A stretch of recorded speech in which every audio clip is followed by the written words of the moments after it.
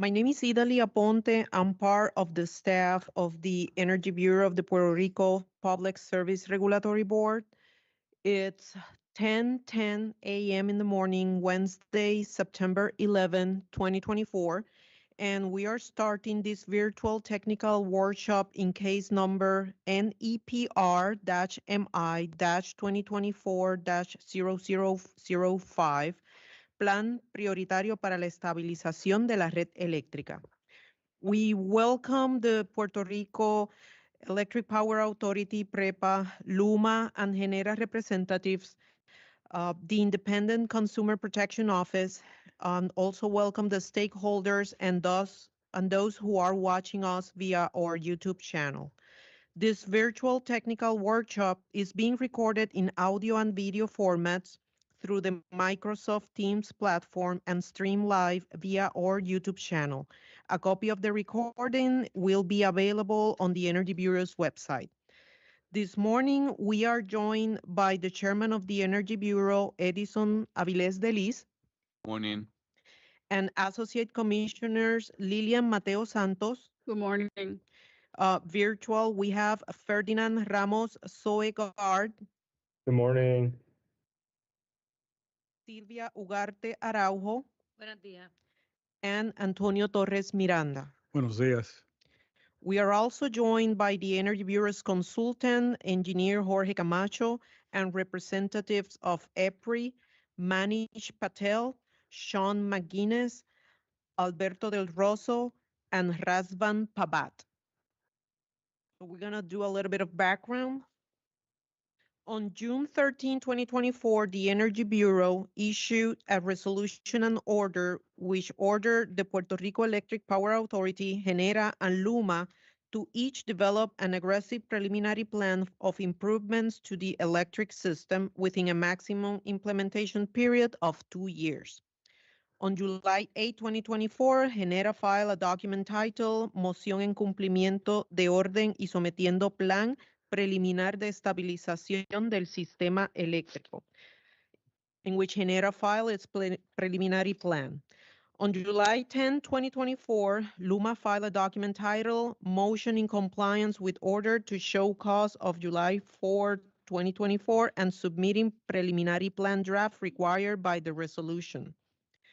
On July 19, 2024, PREPA filed a document titled Moción en Cumplimiento, in which PREPA filed its preliminary plan.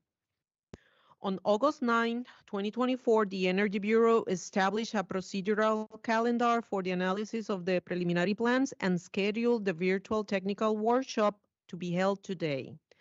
This technical workshop will be mainly conducted in English and will be recorded in audio and video. Any person may speak in either Spanish or English as he or she prefers. Additionally, it is being streamed live in both English and Spanish through the Energy Bureau's YouTube channel. A copy of the recording of this workshop will be made part of the administrative file of this case and will be available on the Energy Bureau's website. The Energy Bureau consultants will be leading this workshop. We will now establish the instructions to be followed during the technical workshop. Before answering any questions or addressing the Energy Bureau, all participants must identify themselves for the record by stating their full name and position in the company.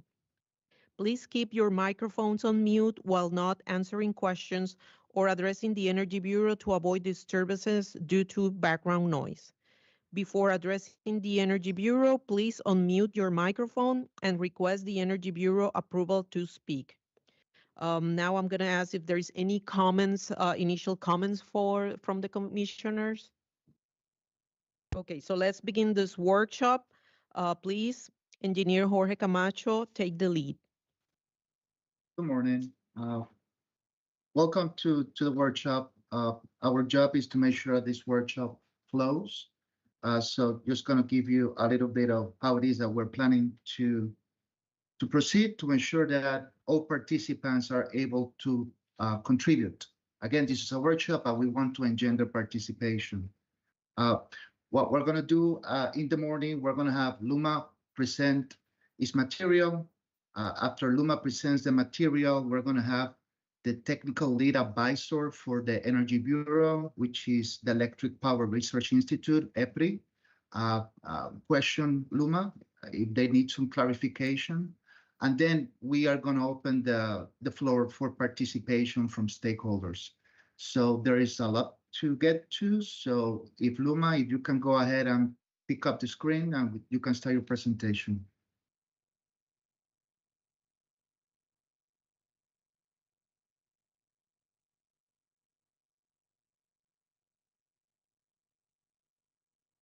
Morning. I am Laura Rosas, counsel for Luma. Good morning. My name is Valeria Mendoza for the record. And so we have a team who's going to be presenting today their presentation. And I guess they will introduce themselves prior to speaking.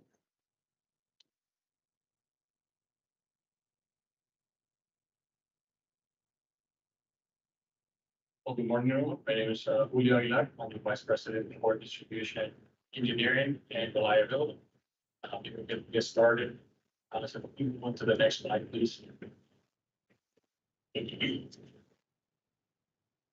just a disclaimer. I think we can home of this just to build the emphasis of the timing that we had. Go to the general context of the line. Okay, today we're going to be just doing a quick introduction, going through the Luma's progress, system overview, some of the critical system critical contingency equipment, just for the focus for this conversation, system improvement preliminary plan, as well as the vegetation management system. This is Commissioner Torres. Sorry to interrupt. It's that Laura Rosas. We can't. It like breaks up the audio. I don't know if it's just us hearing it that way. The sheet is supposed to collect the audio more effectively. Yeah, we'll double check. Okay, thank you.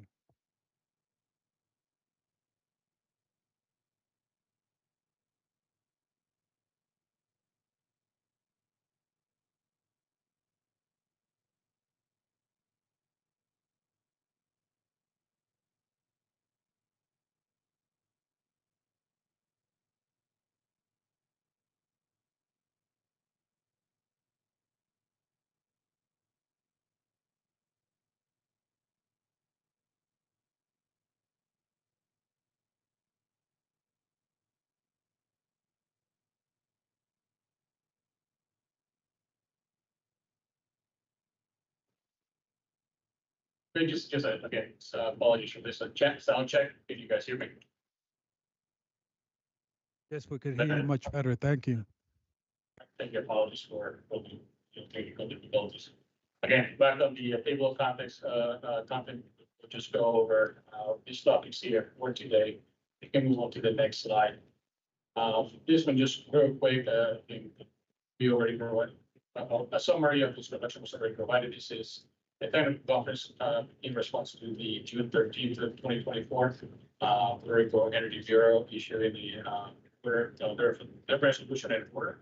The open administrative proceeding for the development of a prioritization plan to accelerate the improvement of the electrical system. And again, today's focus will be discussing what it relates to the plan execution, the key gaps, the challenges, reliability and operational performance, and the development of a 2-year system improvement plan. Next slide, please. So a little bit of background to the work. So the federal funds and refers to natural disasters. So following here, Hurricane Maria, the Federal Emergency Management Agency, FEMA, the Central Office of Recovery and Reconstruction is receiving report 3 and PREP identified damages to the T&D system. This is Commissioner Torres again. Sorry to interrupt. It's really, we can't hardly understand what you're saying. Do you want to take 3 minutes so you could verify that technicality? Yeah, that's all I have to. All right, let's take 5 minutes so we could work on that. Thank you. This is Victor Gonzalez. We can understand him quite clearly. We're gonna try something.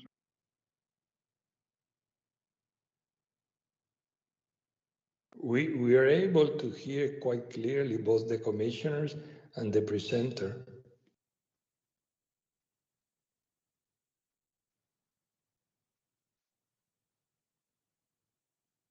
Julio, whatever you did just now worked pretty well.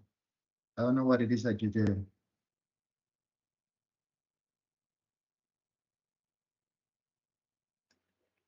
Buenos días, Gerardo Cosme de la OIPC. No se oye bien. Acá yo no lo entiendo.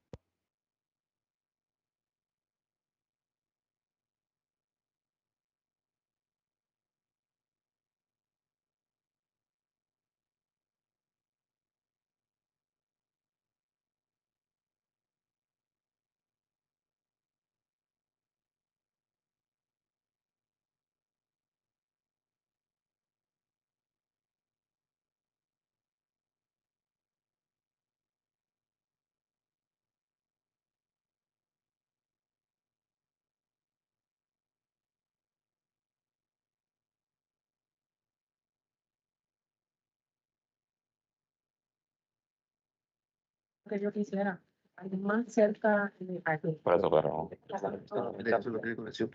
es que pasa que no tiene la conexión. Because there's a new model. That's what they told us this morning, and that doesn't have. Please mute. Yeah, folks, you have an open mic. But, Yeah. but it sounds very well though, but you have an open mic. It sounds better that way, for sure.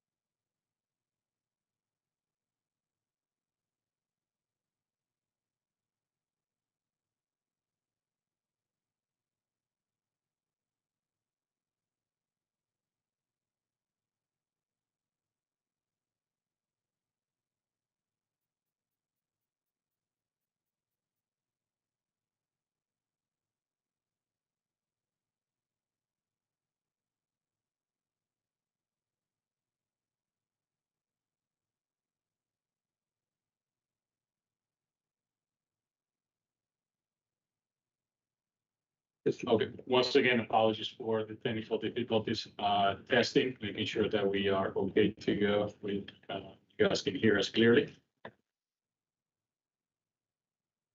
Yes, it's clear and now. Okay, excellent.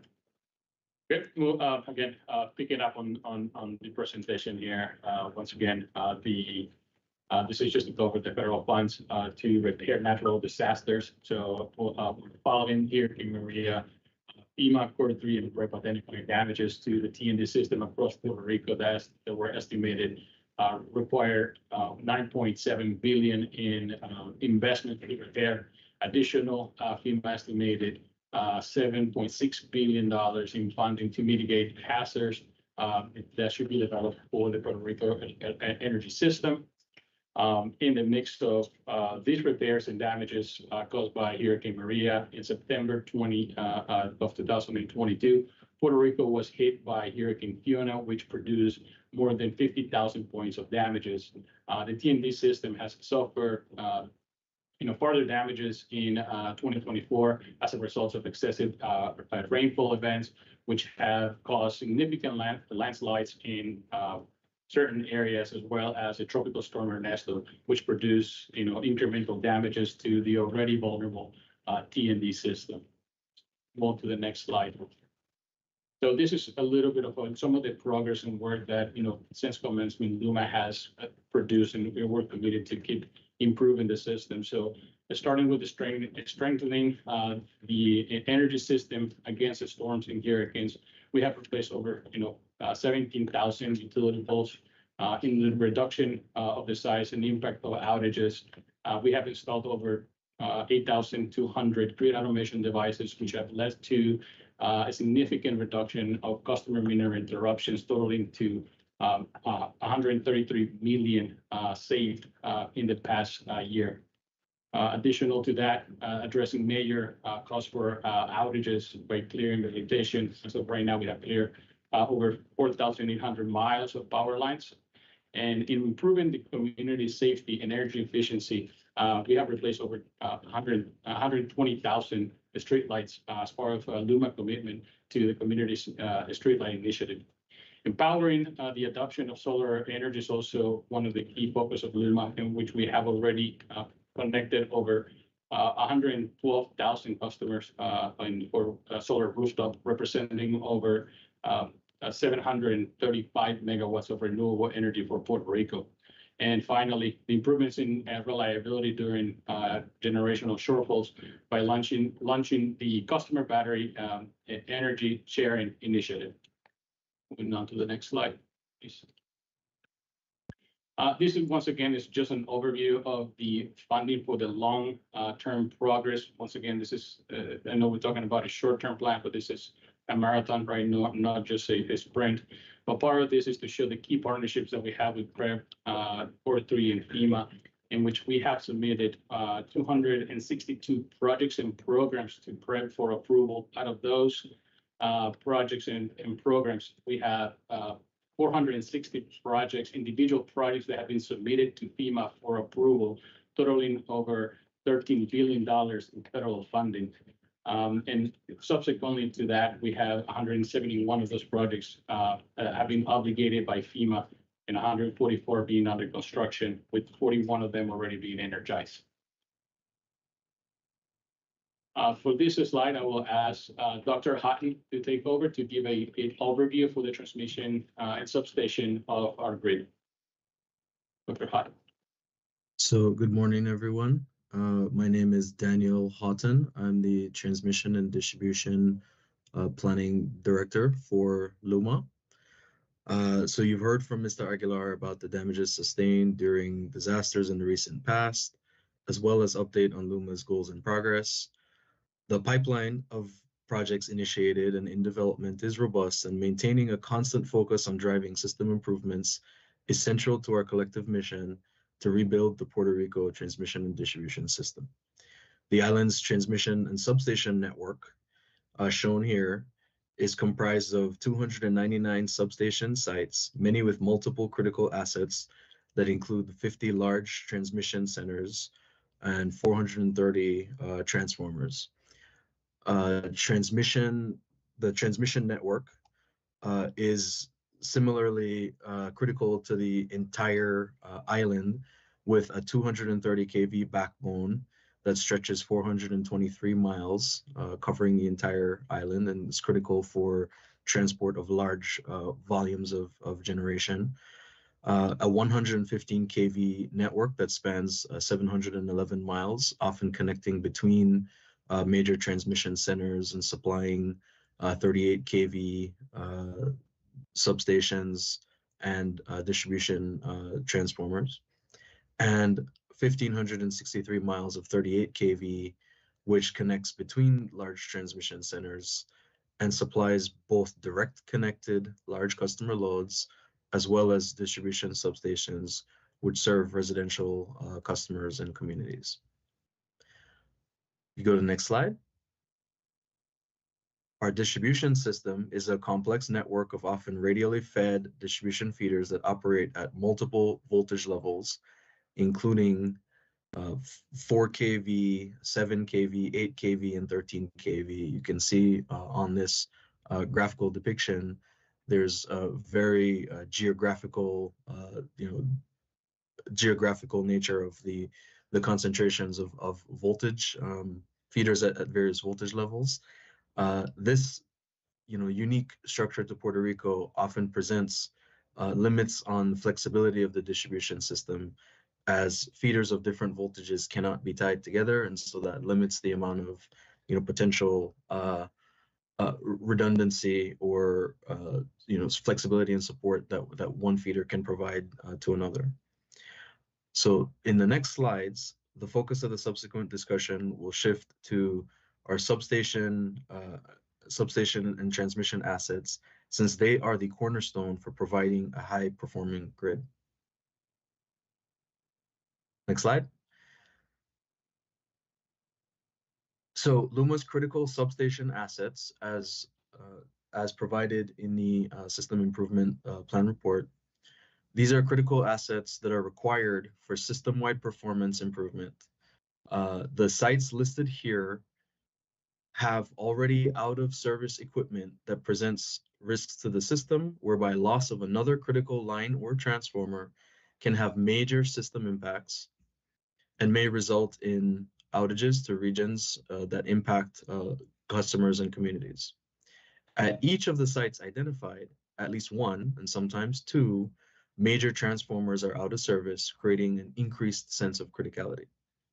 To clearly identify the funding status, LUMA has provided in that most right-hand column the perspective of transformer replacement projects that are definitively covered with FEMA funds, differentiated from those where the timing of a FEMA funding project may not align with a near-term project to get the transformer in service within the 2-year window. LUMA has worked collaboratively with Core 3 and FEMA and its partners to accelerate many aspects of FEMA-funded projects.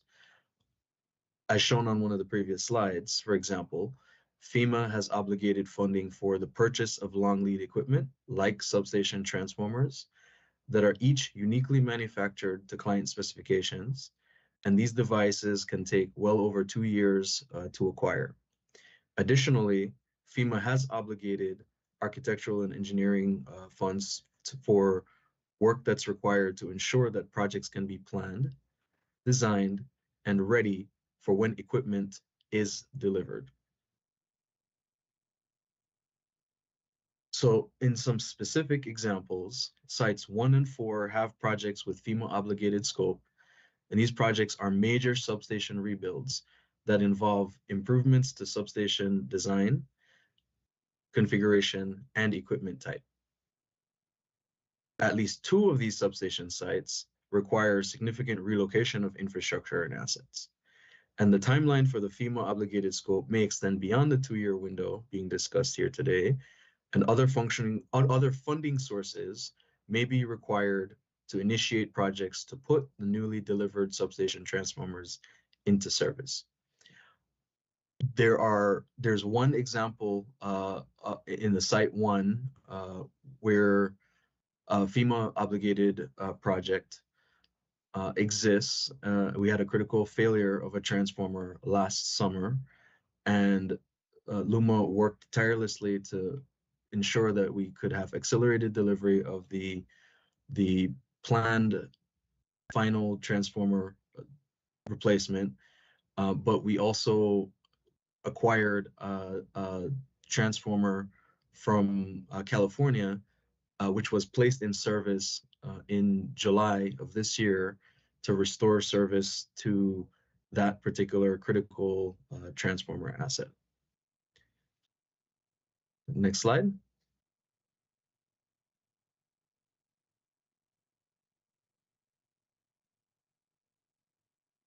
All right, next slide. And I'll turn it back over to Julio. Thank you. Okay, thank you, Dr. Hutton. On this slide, we'll particularly be focusing on the system improvement preliminary plan that LUMA is put together for the next 2 years, specifically for the substation major projects, transmission projects, as well as the transmission preventive maintenance that we'll be conducting in order to ensure that we have a resilient and improvements on the reliability of our system. So move on to the next slide, please. Thank you. So starting with the substation major projects, so the substation rebuild programs as part of the focus that we'll have today is on improvements to the substations construction.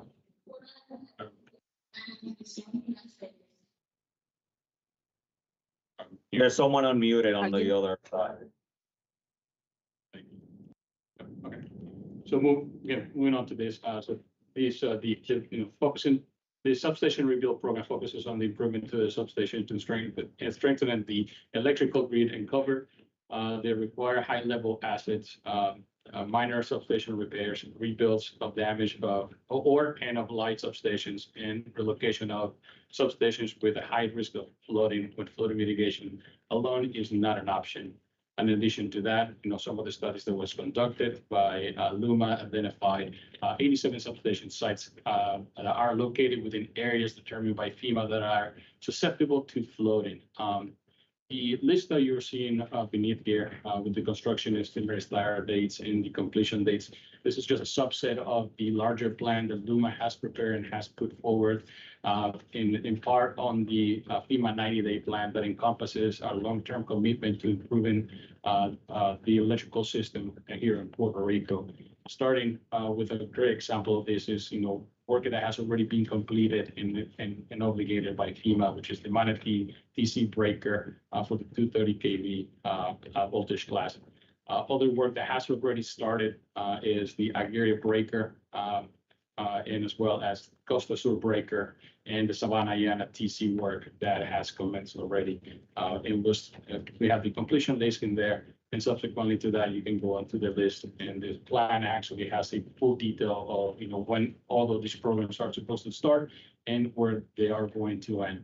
As far as the fiscal budget goes, that is the overview of the fiscal budget that we have put forward in our LTIP, which is our long-term investment plan, right, with the caveat that these are pending FEMA obligations for some of these programs. So that is yet to be determined.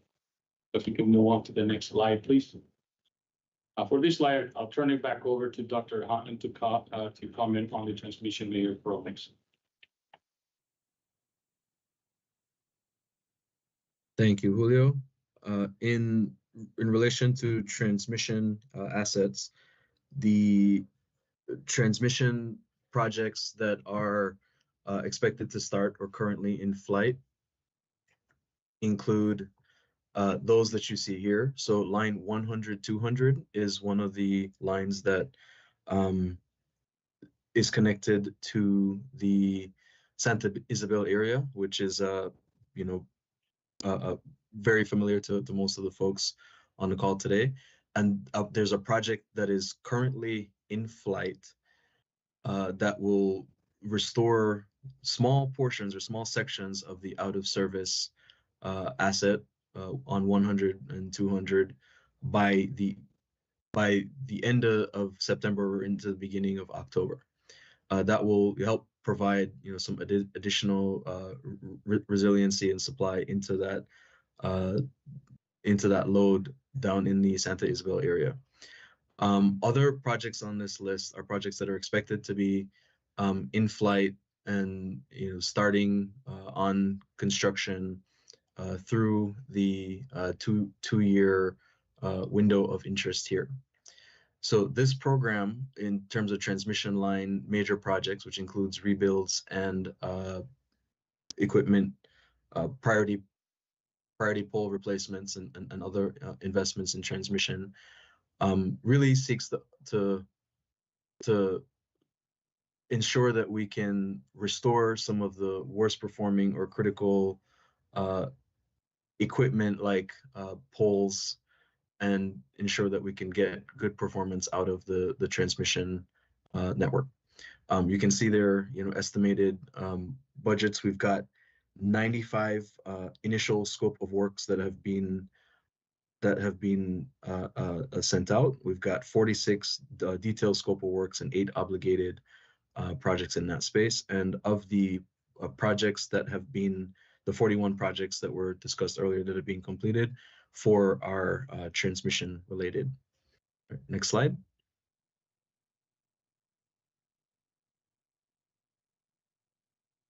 I'll turn it over to my colleague, Mr. Rafael Kingat. Good morning. All right, good morning. My name is Rafael Kingat with LUMA Energy. I'll be speaking a little bit on the transmission line.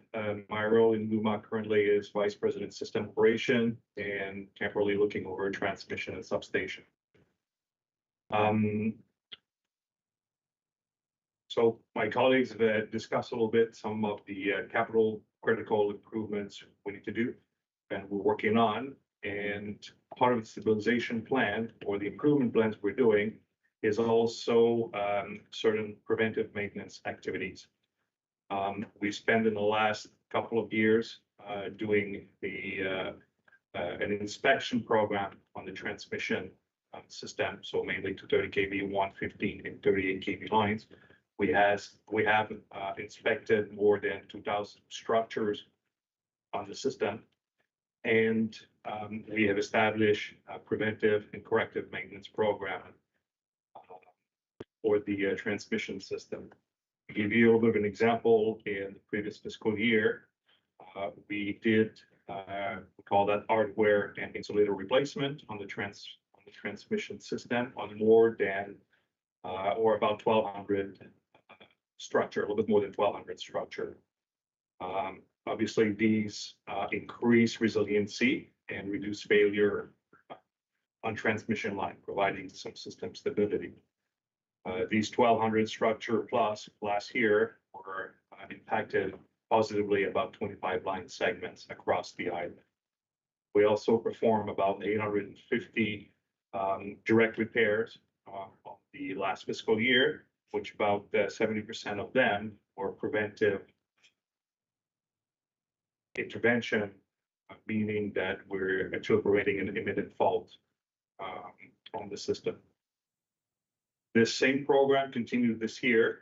So as for fiscal year FY25, that started July 1st, we have currently planned 51 segments between the 38 kV, 115 kV, and 230 kV that we're going to be working on. And these 51 line segments are representing about 75% of our customer impact outages.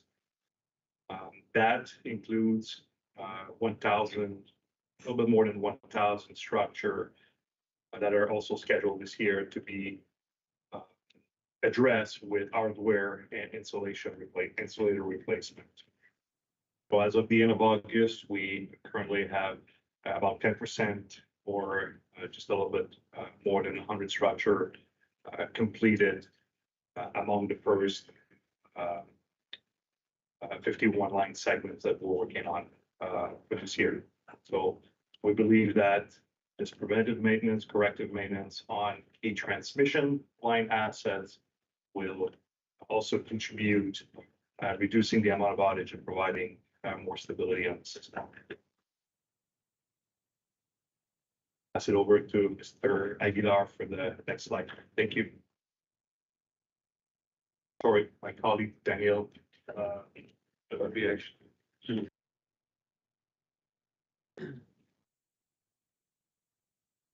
Good morning. My name is Luke Samaras, and I'm the Director for Capital Clearing here at Luma.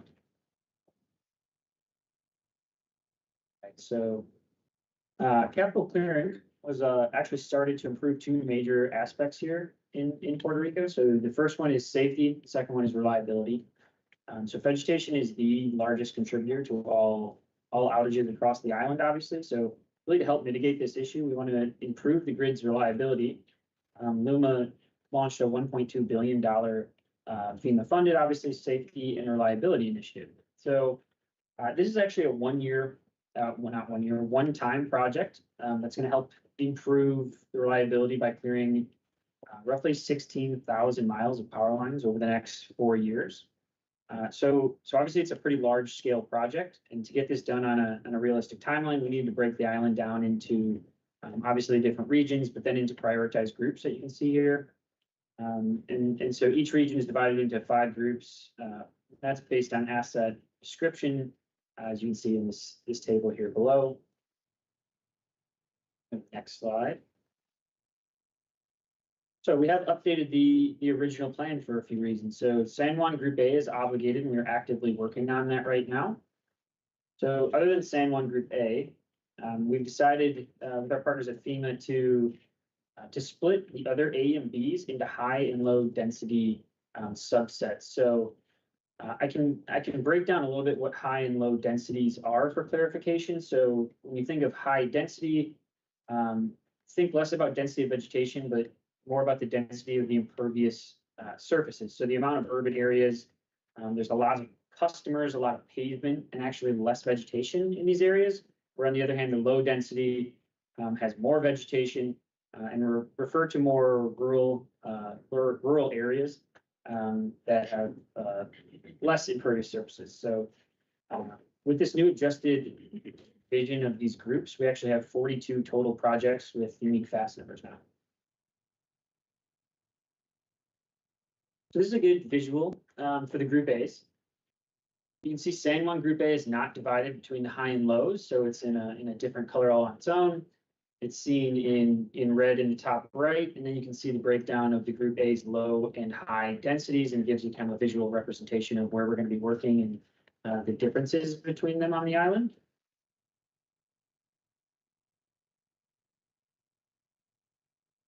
And the Group B's, very similar looking map. Obviously, it's much less populated, but it's just the low density and the high density is broken down visually for you.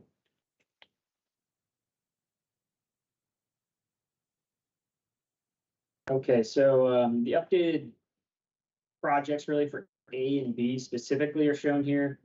You can see the FEMA submittal dates between the low and the high densities is really what it's showing us. We currently only have San Juan Group A obligated, like I've already said. Therefore, these dates are all really going to be pending. There's something that we're looking forward to in the future, and we're actively working hard to get them obligated. So depending on the type of work and the voltage, the length of review changes between this slide and the next. So you can go to the next one, and it will. This is the A's and B's. The next one's going to show C through F. These are some of the longer term pieces that we have. And depending on environmentally sensitive areas and voltage, it's going to depend on when these projects get obligated throughout the next couple of years. So.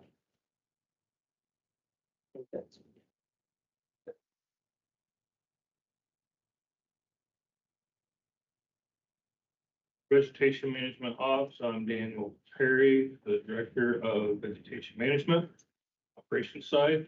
We have I want to clear up a little bit of difference. Through our vegetation management plan, we had established that we were going to have a veg ops and a vegetation clearing program, which we just heard from Mr. Samaras on that. So the programs are different. We are more focused on the maintenance side, on the operations. We're doing more of a hotspot clearing right now until the clearing program does all the reclamation. With this, we are focusing on our what we call reliability priority. our reliability team helps us determine through historical data on circuits that have the greatest issues with vegetation management. Are given to us before the fiscal year starts. We would work with these, and then we could take out now that the capital program has started, we take those circuits out. They will be working in this fiscal year, and we'll continue on with our maintenance on for vegetation. So, some progress to date on the ops side. We have controlled vegetation in all of our substations. 311 that we currently do. We are on our 6th round. So we have established a cycle of 5 to 6 months in that. Just some background on that. When we got here, our first clearing, we removed about 30 tons of vegetation from our substations inside the fences, if they had fences, which they all do now.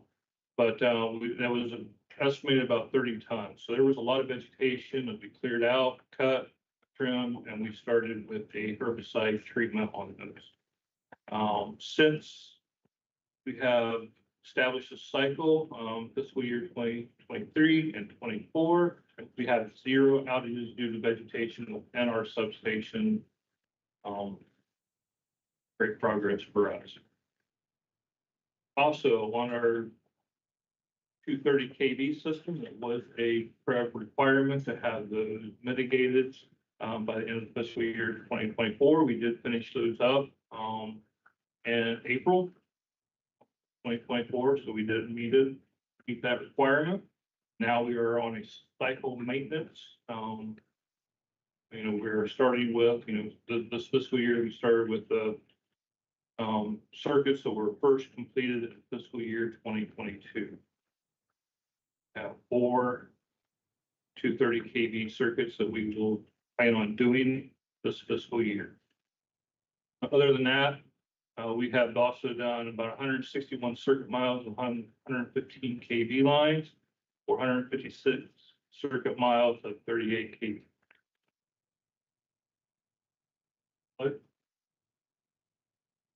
So our plan for our vegetation management on our distribution, we'll focus on circuits that said not on the clearing project, mediation project, scope of work, the hotspot trimming, not full reclamation. We have targeted about 600 to 650 distribution line miles for fiscal year for the next 2 years. To do this, we have 4 vendors dedicated to our distribution system, which comes out to about 90 to 95 crews. For our transmission, we're focused on our priority on 38 kV and 115 kV. This will also be a hotspot trimming based on priorities, which is provided by our reliability team. Our 230 kV system, as I mentioned before, it's on a cycle trim now. Overall, on our transmission system, we're targeting 350 to 400 miles per fiscal year to do our trimming. And then we have three vendors dedicated to our transmission system, which is comprised of 30 to 33 crews. On top of that, we plan on doing quarterly aerial patrols of our transmission system. This is to make sure that we, especially on our 230 system, we do not have any cycle busting trees that will cause any issues overall.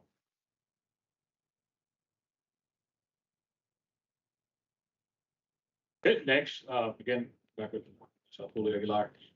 We'll be covering the system improvement plan benefits. So again, LUMA is currently, implementing, as you guys heard here, a series of initiatives to modernize the system and meet, industry's standards by assessing and upgrading our infrastructure and enhancing the grid resiliency and improving system reliability, and prioritizing the proactive measures such as the assessment, repairing, and replacing of critical substation transmission and distribution assets, as my colleagues here pointed out. We do have, right, some present challenges, and specifically to those that Dr. Houghton spoke to earlier, which are essentially in our substation, transformer and transmission lines that are currently out of service due to the equipment failures.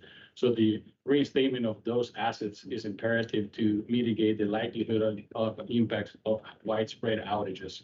What we can look forward to in the next 2 years to make improvements is that the system improvement plan will, help restate those critical assets to reduce the likelihood of the large-scale outages, in combination with the system remediation plan that will assist in implementing the execution of additional work that will help out improving our resiliency and reliability of our system with the vegetation clearing, critical equipment restoration, and the deployment of automated grid devices. As part of the deployment of the automation grid technologies, such as automatic switches and fault sensors across the transmission and distribution systems, we can go to the next slide to see the actual benefits that, implementing these sort of technologies and, actually applying these programs yields.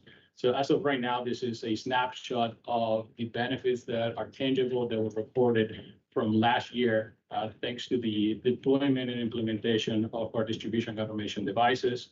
As of last year, for the full fiscal year of 24, we were able to save over 133 million minutes of customer interruptions. So again, this translates to a significant improvement in our system and a lesser impact to our customers as we deploy these technologies and implement all their solutions on our system, specifically to the substation and transmission lines. Moving on to the next one, I'll turn it over to Mr. Chisar. Good morning. I am Greg Shazar. I'm the Director of AMI here at LUMA. So I'll go through briefly what we're looking at starting up here. We've been obligated $877 million for the purchase of meters, network equipment, and the installation across all of Puerto Rico. We are currently in our final stages of negotiations with vendors for meter technology, systems integration, and project management. The basis of AMI is that it's going to be able to provide better information to our customers and to LUMA itself, so that we'll be able to monitor the system real time, be able to get out ahead of doing things when it comes to maintenance, and being able to identify potential issues before they become bigger issues. I always like to say that smart meters are the building block of an advanced grid infrastructure. Next slide, please. So some of the benefits that we'll see through this, and I won't go through them in detail, but customer safety, increased convenience for our customers, fewer planned outages, faster restoration times, and more information and control. So just to kind of surmise all of these at once, what it's going to allow us is the information that flows through. Customers will have the opportunity to see their data. LUMA obviously will be able to see that data as well. But with the way AMI gets set up, we'll be able to get alarms, other types of warnings, if you will, through the system, so that we would be able to understand where an outage is taking place with better accuracy. We'll also be able to look at things with if a customer is continuously getting what I would call momentary outages, that would alert us to something that we'd be able to go out and take a look at that before it becomes a larger problem. So it gives us some things like that. When it talks about convenience, one of the big things will be the fact that we'll be able to do remote disconnects and connects for customers. This is a big thing when people are moving out, or if they have some type of safety issue that they need for us to disconnect power, we're able to do it quickly. It also is able to make sure that if a customer moves out and nobody is living there and the owner doesn't want the power on, we'll be able to do that. So we'll be able to help with some of that non-technical line loss. Next slide, please. So once again, outage management is really key and critical to AMI. One of the things that when power goes out, it will send us a signal that power is out, which will allow us to understand where the outage is at, and also be able to look back if we have multiple meters off of a transformer, or we'll be able to look at multiple transformers at the same time. The meters that are on them to be able to see where the outage maybe starts, if you will, so that we'll be able to go there and start inspecting stuff. One of the big things with it that will also give us is the ability to see who's been restored. So this is one of the main benefits of AMI, I feel, is that after we energize lines or we do work on certain equipment, a lot of times you're not always sure of who is still without power. AMI is going to give us that information because we'll be able to go through and look at the meters on that particular feeder or off of a transformer, and we'll be able to say, well, these still don't have power. Why? And we'll know about it, and we'll be able to go out there and hopefully be able to fix it and be able to lessen that customer impact. Next slide, please. So once again, there are some operational benefits, reduction in meter maintenance. We'll be able to lower a lot of the orders that we have with our crews out there because we're going to have better information. We'll be able to understand where to send them more efficiently.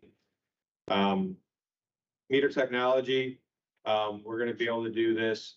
A lot of the systems that are in place now are going to be replaced with better technology, better information. So that's going to lead to some better things down the road for us there. Energy diversion is a big thing. Just energy diversion and theft. We'll be able to know if a customer removes their meter from the meter socket. We'll be able to understand if they have a pattern of doing that. We'll be able to see their usage better.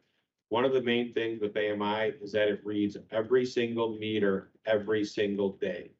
So we always have up-to-date information, which is going to come down to a couple of the other things down here when you talk about improved call center operations, improved billing, because we have all this information at our fingertips all the time, and that the customers will be able to call in, they'll be able to see it on Meet Luma, and they'll understand their usage. Call center operations, once again, they'll be able to see real-time data of what's happening there, and that's also going to help increase customer satisfaction. Next slide, please. So some of the things that we have here, this is our distributed intelligence. So this will be at the meter level. These are meter apps, if you will. So one thing will be location awareness, understanding what it's connected to. Being able to tell if somebody moved one meter to somewhere else, we'll be able to pinpoint that information as well at times. Active transformer load monitoring, voltage monitoring. These are critical to anything as we update and improve the system. Yeah, I'm sorry. Someone has their mic open. Thank you. Okay. So we'll be able to understand that. Once again, this really goes into preventative maintenance and system reliability. We're going to be able to understand, if a transformer is overloaded, that we'll be able to say, hey, we need to make some changes here. We need to add another transformer or increase the size of the transformer if necessary. Big thing with that is voltage monitoring. We'll be able to understand, where the voltage levels are dropping along a feeder or outside of a substation or something by able to take a look at all the meters on that line and be able to say, well, we're seeing a voltage drop, after a certain point. So that's going to help us out with a lot of things like that for customers. Active temperature monitoring, this is also critical. Once again, this does go into a lot of load and voltage, if you will. We are able to monitor the temperature at the meter itself. You're able to set separate parameters. You're able to create queries that'll take it up against the outside temperature. So we'll be able to say, why is this meter, 40 degrees higher than ambient? Things like that. So we'll be able to understand, is it an overloading issue, is it a voltage issue, or worst case scenario, is there some type of a event happening at that meter that we need to work with the customer on. Solar awareness, obviously with the proliferation of solar that we've had in Puerto Rico over the past few years, we'll be able to understand this when a customer they add solar.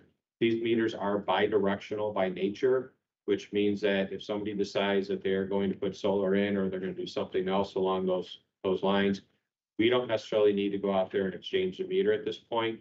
That meter is already bidirectional. We'll be able to make changes in the back office and over the air to the meter if needed for that. So there is some great customer convenience there. One of the last things, I kind of saved this for last, is our high impedance detection, or a wire down, if you will, especially during a storm or other critical event of this nature.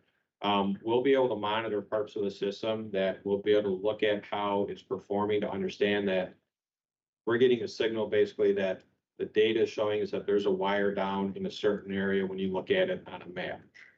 So that's going to be critical for restoration, being able to go directly to where the problem is. But also, I think very importantly, when we restore that line, we should know either right away or beforehand if there's still another wire down somewhere that we may not have been able to see during our patrolling efforts of that line. So I think it's very critical when we talk about customer safety and things of that nature of what AMI will bring to us. Next slide, please. So going into what our next steps are, we have already started pre-deployment walkdowns. We've completed about 90,000 so far. The purpose of these is twofold. One is to do a visual inspection of the meter itself and of the meter socket. We are not removing the meter at this point. We're just doing a visual inspection, but it also helps us to get better location information on the meter as needed. So when we turn it over to our installation vendor for that, but also very importantly, we are getting our meter to transformer relationships done. So we do have some of that data existing, but we're able to correct it and confirm it. This is very important as we get into outage management systems and some of the other things that will come along later with AMI. Also, just even now for when we do have critical events out there, we have some updated map information that's helping us. These are expected to take about 2 years, and they will run concurrent with our meter exchanges once we begin those. Network deployment is the next phase that will also go in hand with this. Network deployment will be installing about 4,000 network devices throughout the island. This is a secure network that our meters will communicate on back to us. Like I said, about 4,000 network devices, and we will stay ahead, but once again, it will run concurrently with meter exchanges, but ahead of them. Next slide. So once again, we are about, we're still anticipating starting this year at the end of this year, fiscal year. We will ramp up over 12 months, and we'll start off somewhat slowly, if you will, because as we are updating numerous systems here at LUMA, we'll also be making sure that things are working properly, that we're getting the integrations correct. So we will, by the time we ramp up, about a year after we start, we should be doing about 60,000 meters a month. So we're anticipating it's going to take us roughly 3 years to complete all the exchanges. Once again, like I said, at the height of it, we'll be doing about 60,000 meters. We will be using an internal workforce to do large customer meters, so 3-phase meters. We're using a local contractor that will be working on single-family residential and residential. My last slide is just what our anticipated schedule is. We will work I'm sorry, I forgot to say slide. Apologies. We will work around the island kind of clockwise. We will start with the San Juan region. We started our walkdowns in the Misio Canales, and that is where we intend on starting our exchanges as well. It is very important that when you do AMI that you build out from where you start. You can jump around, but it makes it more difficult for the network. Our network will be a mesh network, which means that the more meters you put in, the stronger the network becomes. With the devices that we're putting in there, we'll have redundancy of every meter. Every meter is being designed to have at least 2 paths to get back to us, which will help if there is an outage situation, that meter will have another path to at least be able for us to understand if it's out or if it's been restored if we lose a piece of network equipment. But once again, we will work clockwise around the island. As you can see, San Juan, it's going to take us roughly a year because once again, we do have a slower ramp up time. And then we will move into the other regions as we go around. I do want to point out that this schedule is based upon getting our contract final approval and execution, which it currently is. We do anticipate that to happen here before the end of the year so that we're able to start. That is all that I have. So thank you. Can I have a question? You already mentioned that you adopted some kind of clockwise criteria for the implementation of this equipment. Can you explain a little bit more about that? Why a clockwise criteria? Really, we just did it based upon the way that we were talking with some of the installation vendors that came in. They were looking at how they'd be able to set up their satellite offices. So they kind of came back with that recommendation. The other way that we looked at it was, once again, just from Luma facilities. If we have to use them, we're looking for some larger facilities. There's really, I can't tell you that there's really one specific reason why.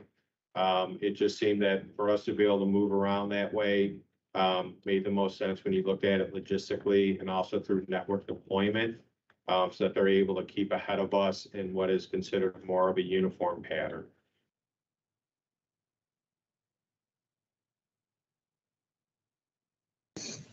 I see a hand that is up, but let's go ahead. I think we got 4 more slides. Let's go ahead and finish the presentation, and then we can open it to the group, just for the sake of time. So Luma, let's go ahead. My understanding is that you have 4 more slides to go.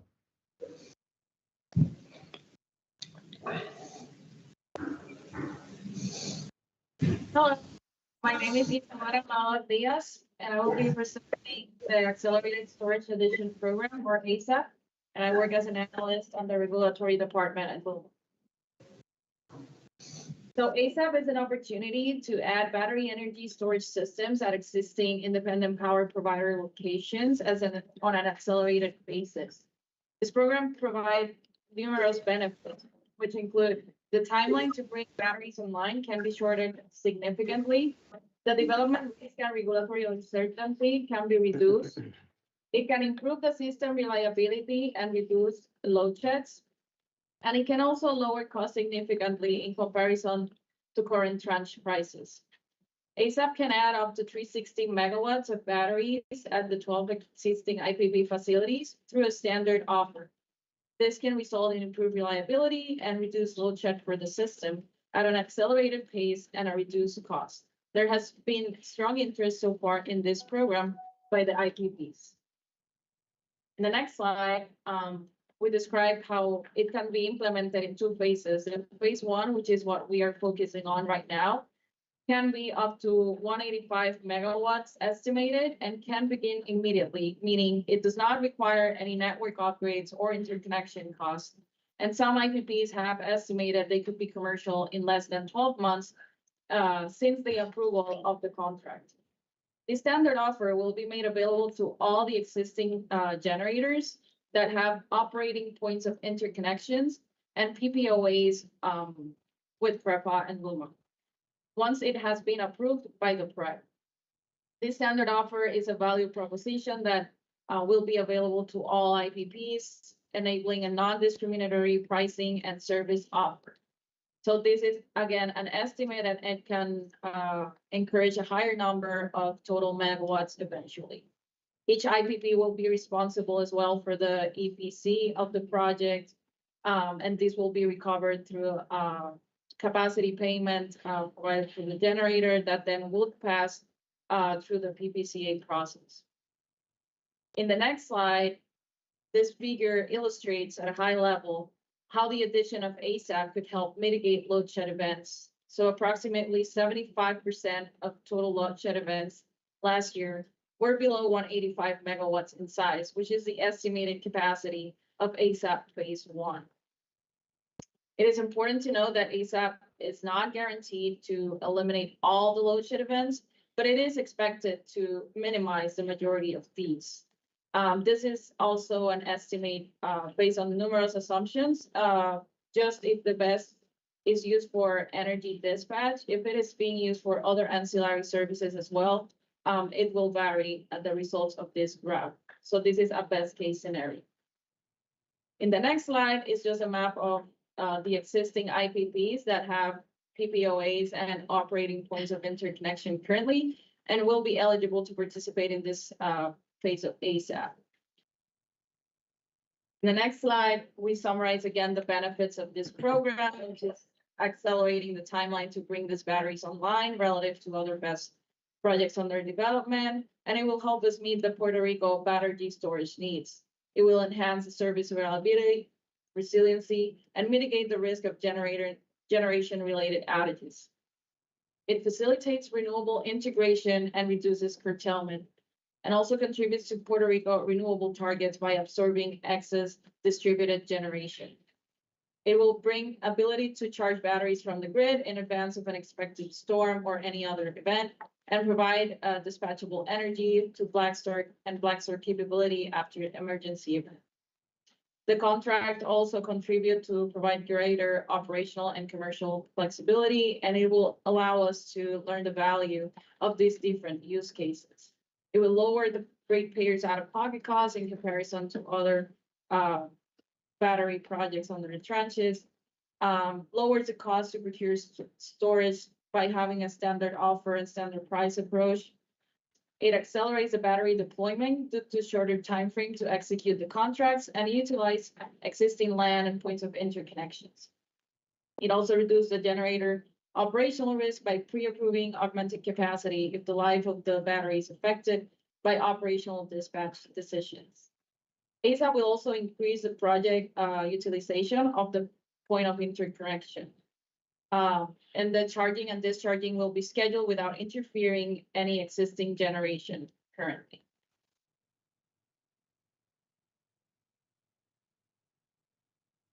I understand that, hi, this is Laura Rosas, counsel for Luma.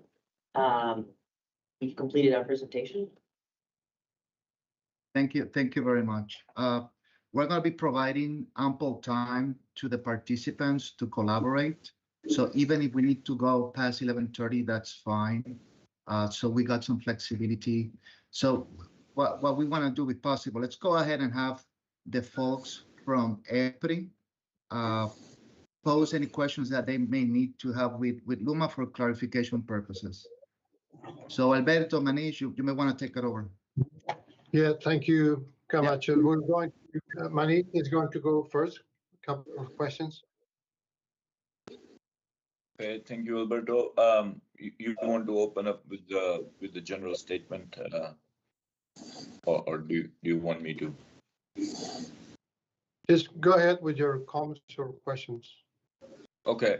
So first and foremost, thank you for this detailed information.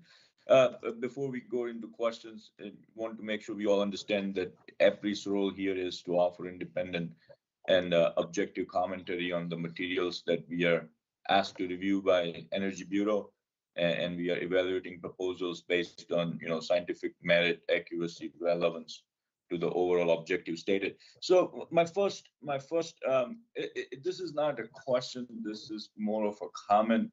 I enjoyed reading the detailed stabilization plan that Luma submitted, but one thing that kind of stood out is that in the PREB's order, PREB was very specific about the maximum implementation time of 2 years. What can be done in that time frame to stabilize the grid? A lot of projects that Luma is working on, it goes beyond that 2-year timeline, and I think it will be very beneficial if there's like a summary of all this detailed detailed stabilization plan that focuses on here are a few things that we can actually get done in next 2 years. But again, that's just a comment, not necessarily a question.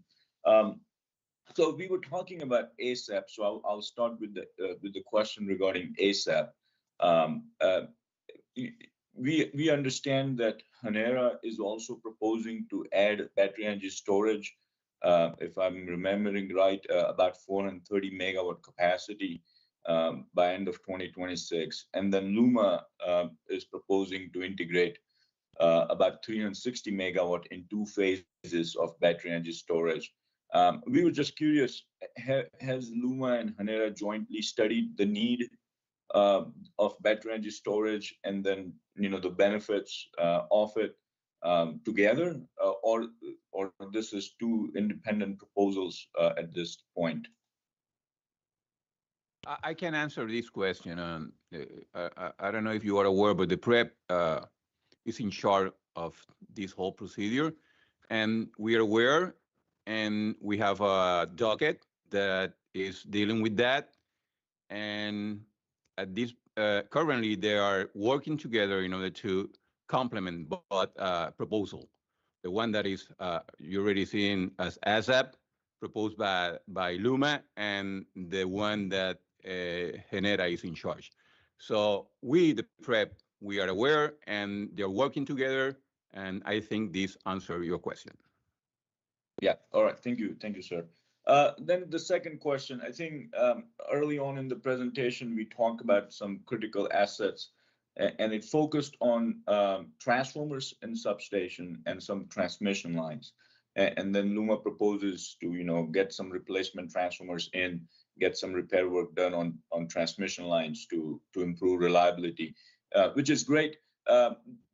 A general question, has Luma looked into other equipment within a substation, for example, some aging breakers, maybe protection system, bus work, any other equipment? It seems like the focus was either on transformers or transmission lines. And I think some of the events that we learned about did talk about some issues with aging circuit breakers, for example. So just wanted to know if there is equivalent focus on some other equipment in the substation. This is Daniel Houghton, the Director of T&D Planning at Luma. Thank you for that question, Manish. Yes, there are programs, substation reliability programs specifically, some of it addressed in the report, that is focused on high voltage equipment replacement and also the launch of a component replacement effort. Transformers, we provided the transformers and probably a more detailed discussion because those are, some of the bigger, more challenging projects to get through funding obligation, equipment ordering, and installation. But we did highlight many of those because we do expect or anticipate delivery of transformers over the next 12 to 18 months with anticipated in service within a reasonable time frame given the funding availability to do so.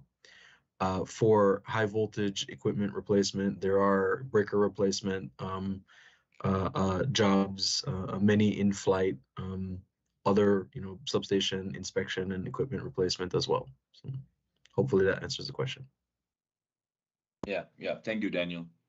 So in respect of time, Alberto, I'll let other folks chime in. Yeah, thanks, Manish. And I think that Sean, you want to make some questions? Thank you, Alberto. There was an excellent presentation. Thank you for that. In one of the earlier slides, again, Daniel, you mentioned some critical transformers. Some of those have spares on coming along the way or replacements. Given that those are single points of failure or of concern, are there specific contingency plans in place or operational plans that should those critical transformers fail, that there's a plan ready to go to resupply customers who would lose supply as a result of that? So, mobile generators available and so on, or lines that could be switched. Thank you for the question, Sean. The answer is yes. The evaluation and assessment provided here and in the detailed report does highlight, operational mitigations for each of those transformer initial out of service conditions. I will say that, part of the highlighting of these, like the major transmission center transformers and assets are, you have very large amounts of load impacted for loss of, for the next contingency, right? Loss of other pieces of equipment that you're able to switch and temporary repairs to restore some of the load, but potentially not all of the load in many cases, right? But there are, instances where we have a number of equipment, transformers specifically, right, out of service that are, transformers or substations are being covered with mobile transformers or load is abnormally switched. Thank you for that. In addition to that, do you have an estimate of how many mobile generators that you have available for redeployment for cases such as that? We can follow up and provide a visibility to that, subject to check. But okay, thank you. Over to you, Alberto. Thank you, Sean. Razvan, you want to proceed with a couple of questions? Yes, so thank you very much. A couple of questions from my side. So based on the recent system incidents that we've been reviewing, we've noticed that a lot of these were influenced by either transformers that have been faulted for a long period of time or due to vegetation infringing overhead lines. So my questions will be around these two aspects. So to do with transformers, can you provide a bit more context around what is the struggle here? A lot of these critical sites where the transformers have been faulted for a long period of time, they've been, some of them, out of service for years. So I was wondering if Luma has a fleet of spare transformers or any temporary solutions that can be implemented, like mobile transformers or relocation from sites that are less critical.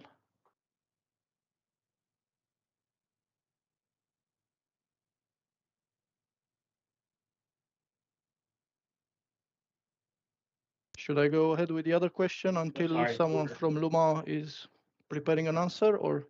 Thank you for your question. This is Julio Aguilar.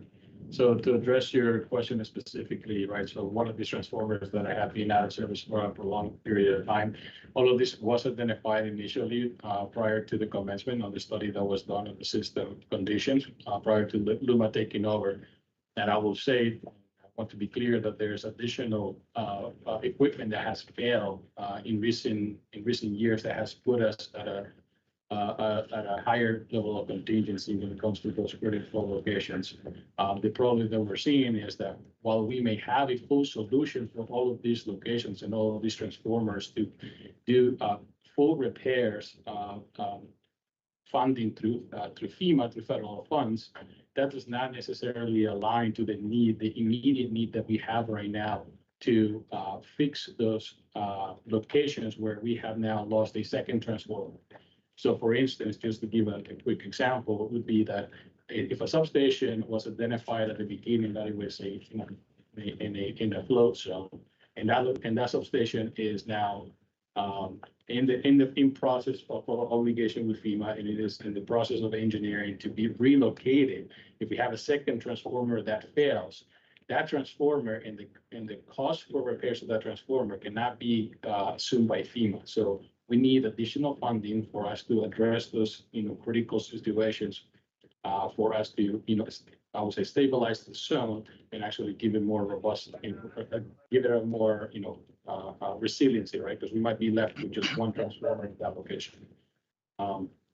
In addition to that, I think we have done the same we have done a pretty good job in putting together a playbook to what Dr. Hutton was speaking to understand what it is that having that additional critical asset out of service, how would it impact our system, and what it is that Luma would have to do in order to mitigate or remediate the situation in a timely manner. So all of that are, again, what was detailed in some of the plans that we put together in the system plan. I'm not sure if Dr. Hutton, do you have anything else to add? Yes, I would. Thank you for that, Julio. So, thank you for that question, Razvan. And I think there's also a few other key elements to note in, thinking through the response. It's that, upon commencement, right, Luma performed a significant effort to assess the condition and the configuration of the substations. There were no prior existing standards, and there's a significant amount of effort to ensure that we could verify the asset conditions and performance assess design and layout and equipment sizing, and then we have to identify what the rebuild solution needs to look like before you just replace equipment with like for like, right? To that extent, Luma has replaced a number of transformer assets that were out of service. So the Conquistador substation at Sabanayana, there was a substation transformer replaced at Venezuela, at Aguada, and at Bayamon. So we have replaced infrastructure, substation transmission, substation transformer assets over the last a few years that Luma has been, executing projects. But we also, to Julio's point, continue to see a high rate of critical failures. So the Bayamon 23115 transformer failed last year. We've had a Montecillo transformer that also failed this year, and the Santa Isabel transformer failed this year, right? So when you see the list of out of service transformers and equipment, yes, there's many of them that have been out of service for a number of years. When something fails unexpectedly in the present, we have to do a reassessment and say, okay, well, what's more critical, the project that was planned from 2 years ago, or the equipment that just went out of service with the most recent failure, right? And we plan and prioritize and have to be flexible in the replacement plans and schedules. But to that extent, many of the FEMA obligated substation projects have been in engineering design for quite some time. And to the point I made earlier about FEMA obligating funds for long lead equipment purchase, many of these transformers have been ordered and are expected to be delivered within not many, but there's a certain subset that will be delivered within the 2-year implementation window that we're talking about here. But again, to Julio's point, is the timing of the FEMA rebuild project does not necessarily align today with the need to get the substation equipment back in service and energized. And so, funding for those specific projects to re-energize existing out of service equipment is going to be something that we'll need to work through. Hopefully, so if I understand correctly, most of these FEMA funded projects are specific to a certain substation or a certain site. You don't have the flexibility to procure standard transformers that you keep in a spare, to build yourself a fleet of spares. Whenever you need a transformer, you have a standard transformer in this fleet and deploy it straight away where you need it. You don't have this flexibility. Rafael Gignac here with System Operation. The answer at this time is no, we do not have that. But part of our standardization of transformer for the future, our 11538 to 3115, we're establishing a standard fleet. So as we start repairing, replacing with these projects, building an inventory of spare transformer, they will be standardized exactly to the point you brought, that if you have one that failed, you don't have to redesign a specific one to fit in that spot. You can have a standard. So this is part of the strategy going forward. To that, I would also like to answer one of your original question around, have we contemplated or looking at potentially other transformers that are currently in service, that if we have a failure elsewhere, we can move around. Sorry, is there anybody else that has the microphone on? Please make sure it's mute. Thank you. That's all. So for example, Mr. Razvan,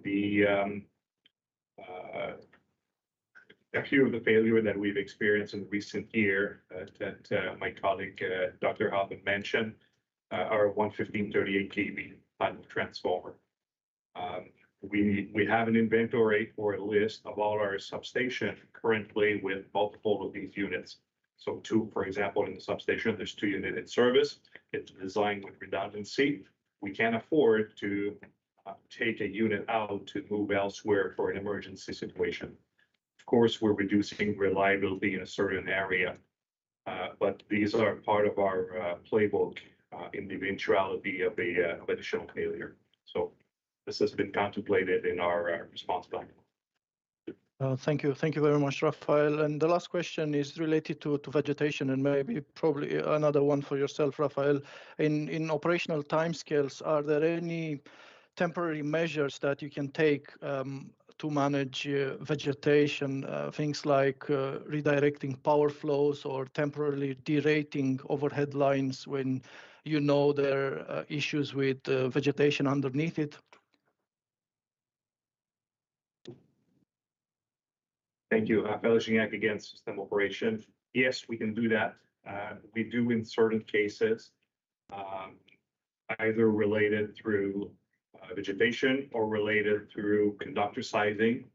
Many of the transmission line over the years after storms, especially after Maria, have been reconstructed temporarily with the original conductor. So there's physical limitation of those lines, and we do apply some, let's say, conservative ratings on these lines to avoid sagging, eventually making contact, or minimizing the risk of conductor overload and failing. So this is part of our operations. I wouldn't say it's 100% perfect, but it's an ongoing effort among our different team to coordinate these call them temporary or no operational limit on the system. Okay, thank you. That's me, Alberto. Thank you, Rosman. Jorge, I think then, in the interest of time, we'll pass it to you for others to ask questions as well. Thank you very much, Alberto and folks. So yeah, what I'm going to do now, I'm going to open the floor. Again, we want to encourage as much participation as possible. So if you can raise your hand, I see some people that already have hands up. So let's go ahead and open the floor for Mr. Victor Gonzalez. Please go ahead and participate. Good morning. This is Victor Gonzalez from Windmark. I have a question and a request, and I have a comment and a question. I also have a question for Commissioner Aviles. My first question is on the meters that you currently have. Can you provide the load curves from those meters that are at the bidirectional meters that you might have at commercial, industrial, or residential sites? You can read that the load curve on those sites, right? So the question will be, will it be possible for you to provide an average load curve from those meters? That's my first question. Do you understand the question, what I'm asking? And that will be directed to Luma? I guess, yeah, they are the ones who have the information. Okay. They are the ones who have the meters. Well, while they're looking at that. Yeah, this is Greg Starr with Luma. So that's something that we would have to look into. We do have some of that information depending on meter type. If you're talking more about commercial, residential commercial industrial meters, that information generally is available in the meter itself based on the condition of the meter, obviously.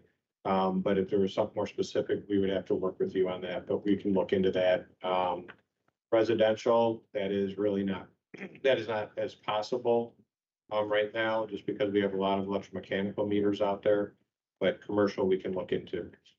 But I'm not talking about the regular meters. I'm talking the smart meters that you have already installed. If you could just prepare what the average load curve looks from those that you have in residential, commercial, and industrial, just the ones that are smart meters, and you are able to have like whatever the load is every minute or whatever. And if you will just give an average curve, so we know what is that average load curve, okay? So we don't currently have any smart meters installed. Once we do start installing the smart meters, that information will be available to customers because it will get interval data on a daily basis, and it will be either uploaded or real time to residential customers, commercial customers as well. So, okay, I'll go to my next question, but I think you do have smart meters installed, but if you say you don't have, that's what you're saying. My second question is regarding the battery energy storage that you mentioned, okay? And the battery energy storage that currently we have is the CBES program, and there is 120,000 batteries in residential systems, and they represent close to 1.8 1,800 megawatts of capacity. So for ours, they will be able to provide the same as the ASAP program. And basically also this BESS at the CBS program, they are loaded from renewable energy, while the standalone systems that you are proposing and the standalone system that LUMA is proposing with the FEMA funds, or the standalone systems that are being proposed on the tranche 3, all those battery energy solutions that are being proposed, those three, use grid energy, which is fossil fuel, or they're going to just be tapping the energy from AES or Ecoelectrica on the IPPs. So that will be energy that is not renewable energy, 100% or even a large percent. It's going to be 96% fossil fuel. Have you made a comparison, Luma, of why you are not expanding the CBS program more rather than the ASAP program that you have? Do you understand my question? Yes, hi, this is Laura Rosas, counsel for Luma. I understand that those are issues that have been, comments that are being dealt with in the docket for ASAP. There's a separate docket for that, and I understand that Windmark did submit comments. And I would not sure that that's something that is we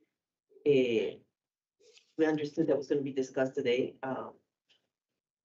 You brought it up in your presentation. You presented the ASAP, so you brought it up.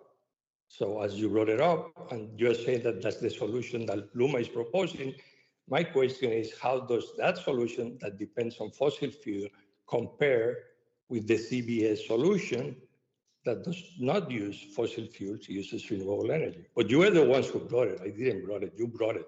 You had it in your presentation.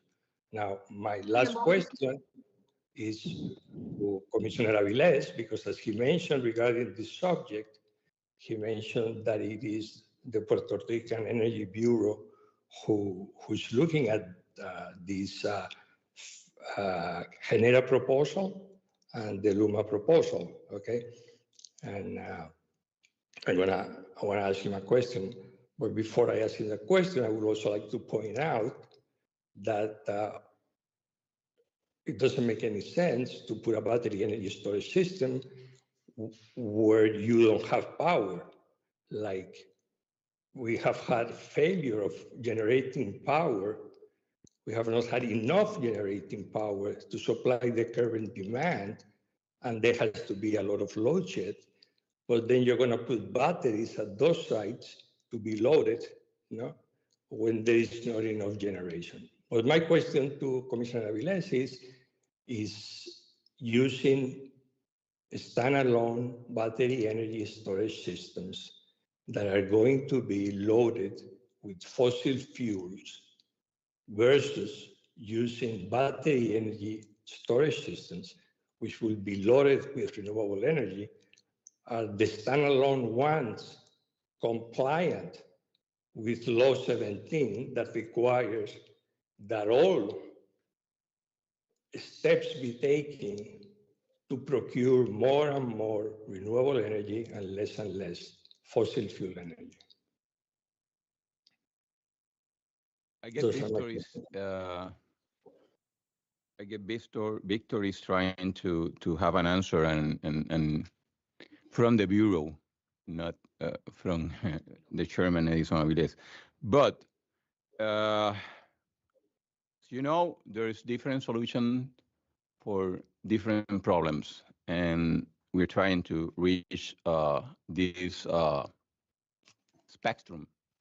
And I personally don't believe that batteries that Luma is proposing and the one that are funded by federal funds are incompatible with the solution you are presenting. So in the future, in the near future, what I personally see, is that we can pick up from all the proposal in order to have a solution that best serve the people of Puerto Rico.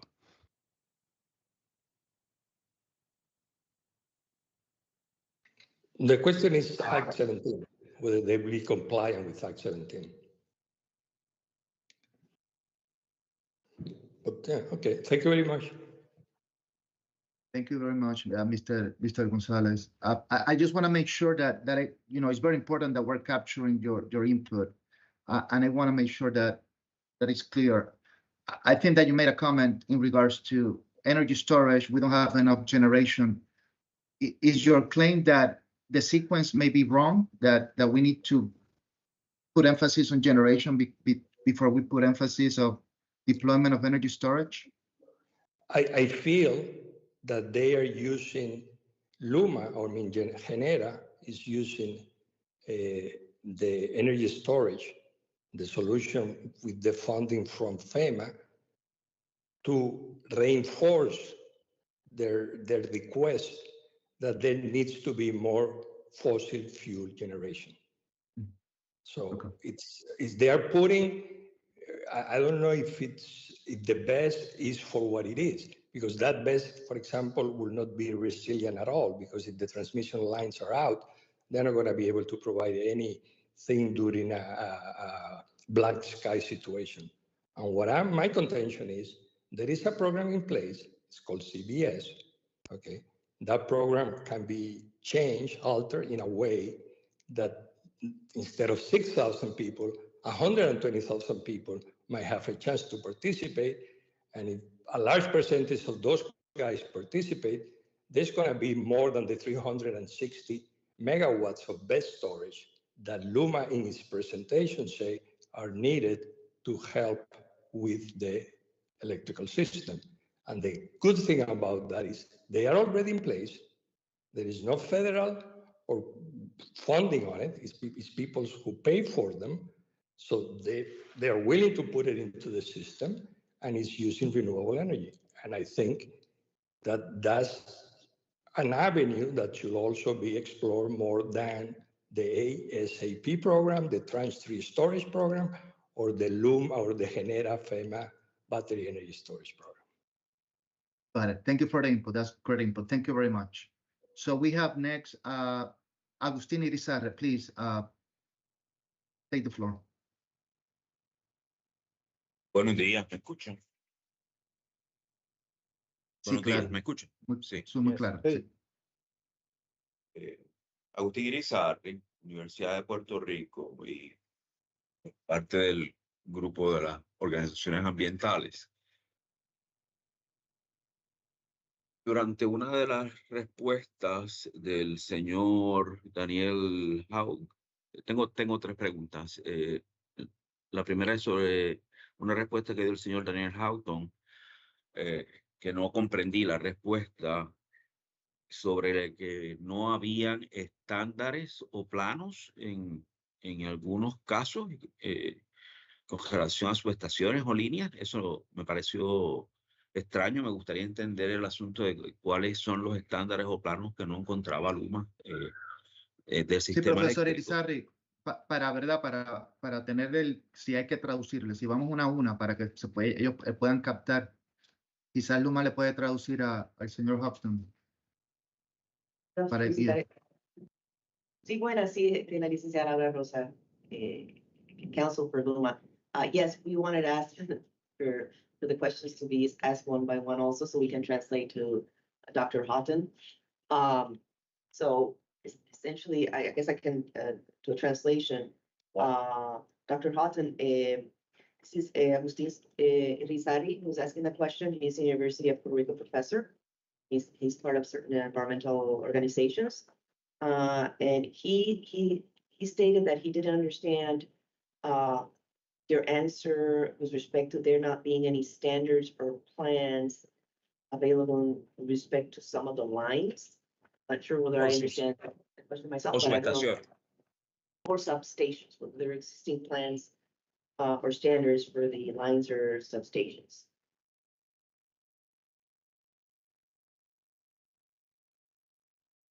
So thank you for the question, Dr. Izari.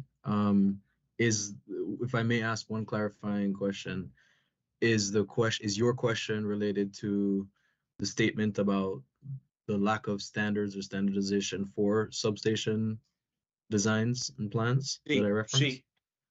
Okay, so that would most easily be explained or described as every substation here within the LUMA footprint. So the PREPA infrastructure, right, would be constructed with different layouts and configurations, with different sizes and vintages of equipment like transformers and other assets or other equipment. And so you heard a statement from Rafael, and you heard the statement from me that one of the things we're doing in terms of scoping rebuilds and the plan to rebuild substations and to standardize assets and equipment, so equipment can be interchangeable between substations and different locations, and to ensure that we have adequate designs, and we're implementing and including things like more reliable and more flexible substation designs, like breaker and a half configurations versus just a standard straight bus, where you can have loss of a single element doesn't result in paired element outages or other loss of equipment beyond just the individual failed piece of equipment, if that helps. That also is fairly standard practice is best practice within the rest of the industry, and is required in a lot of cases where the transmission system requires high levels of redundancy and reliability, right? So hopefully that answers that question. Sí, un comentario. Autoridad de Energía Eléctrica y Autoridad de Fuentes Fluviales, entre eso sí tenía un conjunto extenso de normas y planos. Se publicaban siempre en español. No sé si Luma tiene dificultades entendiendo los planos en español y las normas. Pero es curioso de que sí había unos planos y unas normas. Agustín, yo creo que Agustín, yo creo que lo que se está discutiendo es que, por la razón que fuera, en algunos momentos en la historia de la autoridad se decidió filosóficamente adoptar, como tú y yo sabemos, cierto esquema de protección en vez de otro, posiblemente por un elemento económico, posiblemente, no sabemos. Eso, lo que yo creo que el doctor está tratando de explicarnos es que cuando él, con esta filosofía un poquito menos pendiente al aspecto económico, él trata de entender lo que se hizo con la filosofía moderna. Ellos piensan adoptar unos criterios más acorde con los estándares de la industria. La pregunta aquí yo creo que nadie nos va a poder contestar es ¿por qué en aquel momento histórico, ¿verdad? La autoridad adoptó un estándar que posiblemente se alejaba del de la industria, pero yo tengo que presumir que se podía hacer, número uno, y número dos, lo que se hizo se hizo por un factor económico. No tengo otra explicación personalmente, pero yo creo que de eso es que se trata aquí, Agustín. Sí, es posible que eso sea así, pero hay un elemento que siempre me preocupa de estas evaluaciones posteriores. Y es, por ejemplo, la declaración de que ahora se hace con un estándar industrial y que antes no se hacía con un estándar industrial. Y todos los estándares industriales dan el espacio para que haya el juicio del ingeniero. Y el juicio del ingeniero es bien útil cuando uno tiene que trabajar con, como señala el señor presidente, con restricciones presupuestarias.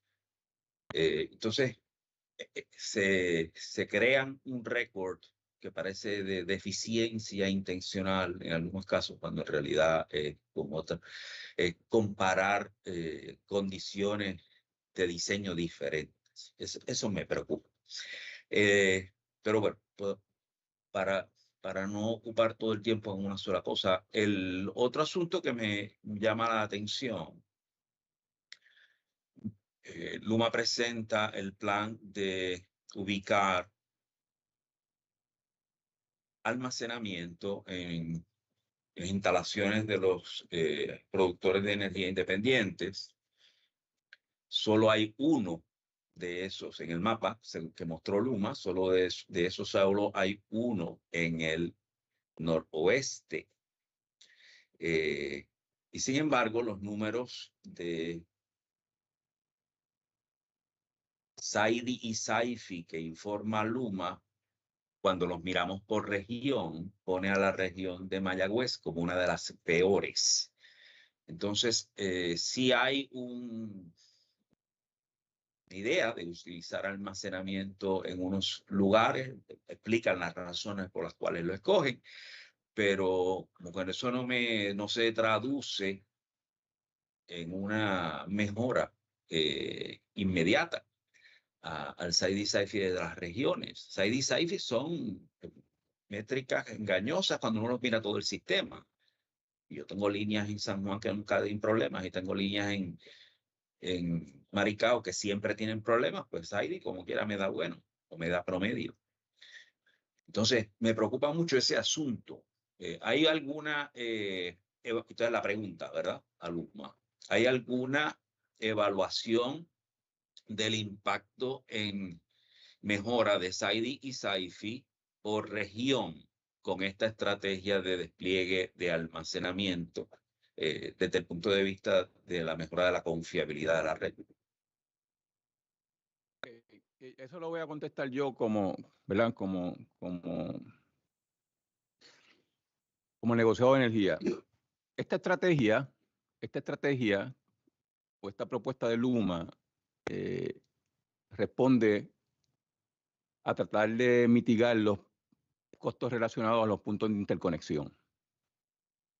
Que nos parece que todos nos beneficiamos si logramos mitigar esos costos y podemos desarrollar lo antes posible baterías en estos puntos, que básicamente no tienen costos relacionados al punto de interconexión, que como tú bien sabes, es uno de los grandes problemas relacionados a todos los proyectos de energía renovable que se están proponiendo en Puerto Rico. 1. 2. Trae un punto que sí estamos conscientes aquí, y por eso es que estamos pensando que esos 430 megavatios de batería que ya están aprobados con fondos federales, en cierta medida, en la medida en que no se puedan instalar en los sites de generación, porque están acompañados a decomisar las plantas y a extender el tiempo de implementación, hemos ordenado en el docket de la SAP a Luma que coordine con Genera y que Luma nos provea un listado de subestaciones a lo largo y ancho de Puerto Rico en los cuales podamos instalar parte de esos 430 megas, que posiblemente va a atender tu preocupación en esas áreas que tienen mayor SAIDI y SAIFI. Gracias. Y en seguimiento, recientemente, junto al colega Armando Figueroa, el doctor Armando Figueroa, profesor asociado, adjunto, en la Universidad de Puerto Rico, Mayagüez, posee 2 doctorados y tiene una experiencia extensa en planificación. Hemos estado analizando el impacto de distribuir o medio distribuir. Nosotros hablamos de generación distribuida cuando hablamos de generación en los techos y los estacionamientos. En este caso estamos haciendo paso intermedio donde hacemos ejercicio de colocar el almacenamiento en subestaciones. Y el impacto en fiabilidad es enorme si se ubican adecuadamente y del tamaño correcto. Para hacer eso y en efecto poner en control del operador de red ese almacenamiento y mantenerlo distribuido para que cuando se pierda la red eléctrica algunas secciones se puedan usar. El punto que trae Víctor González es muy válido. El almacenamiento es útil en la red, pero es más inútil mientras más distribuido esté. La pregunta es, Luma, si ha hecho, quizás como respuesta a la pregunta que le hace la honorable comisión, de la lista de las subestaciones disponibles para incluir en el programa de almacenamiento. La preocupación mía es con relación a las comunicaciones y el control en esa subestación. La autoridad eléctrica llevaba fibra óptica y tenían gabinetes de comunicación en todas las subestaciones. La pregunta es si están en condición adecuada para utilizarse para una implementación de este tipo. Esa es la pregunta, Luz.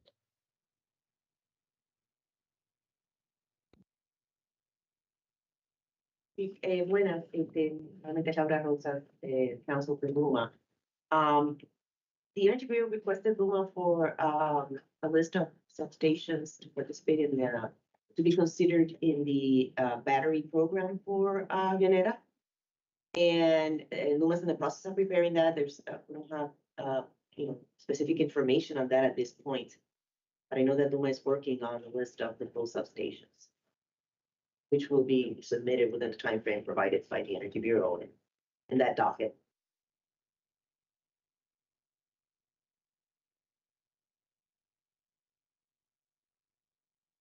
Eso satisface su pregunta,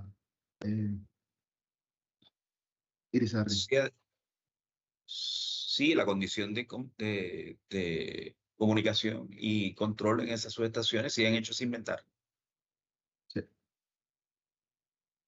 Y lo que estamos escuchando de Luma es que eso se va a proveer en un docker establecido, ¿correcto? This is Laura Rosa.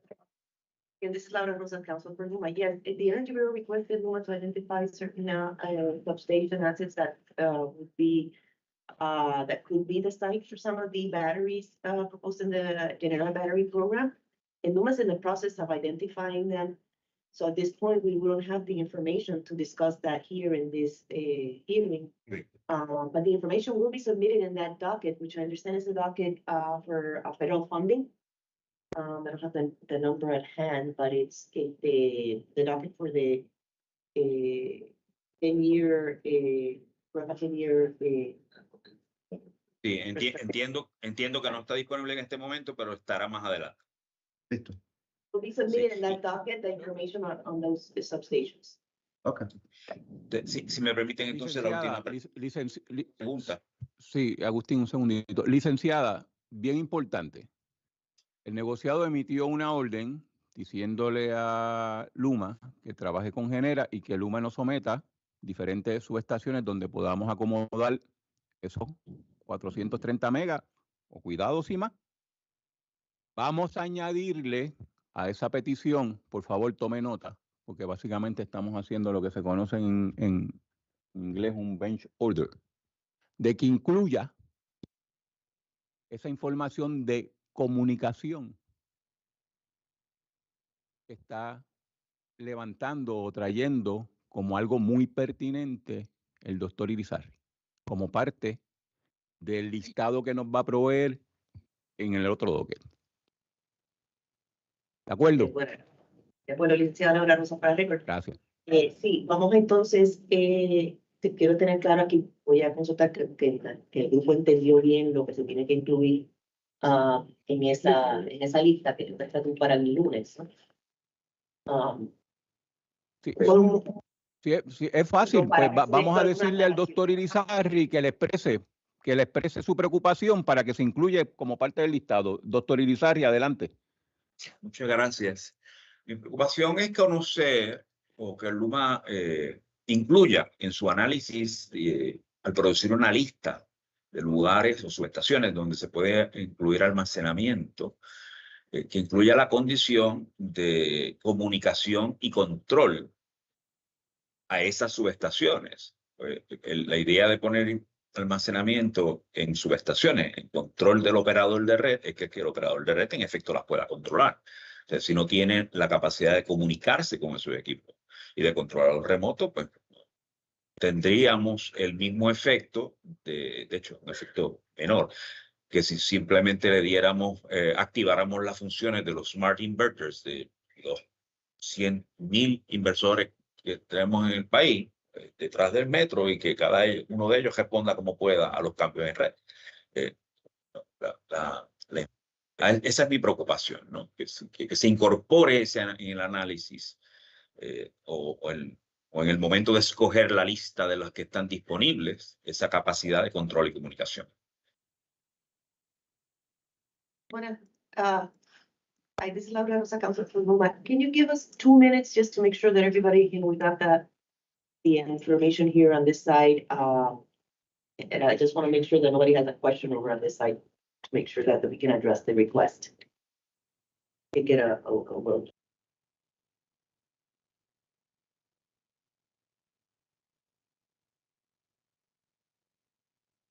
Sí, le vamos a dar 5 minutos para que puedan discutir lo que está proponiendo el señor y que entonces nos dejen saber.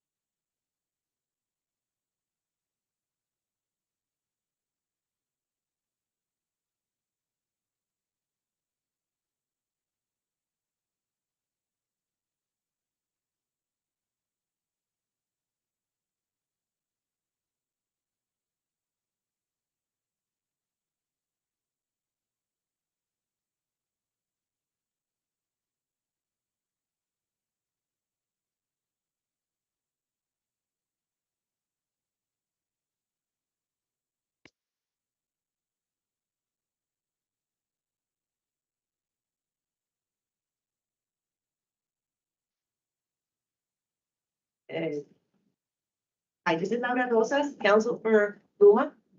We're back. So can we continue?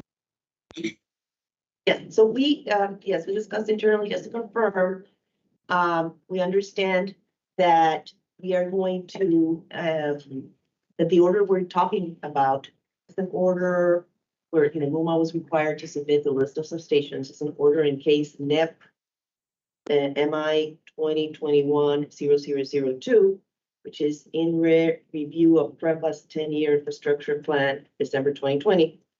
There was a resolution and order issued on September 4th, 2024, granting Luma 20 days, right, to submit the list of the areas of substations that, or other, the T&D assets where batteries could be located from the NEPR program.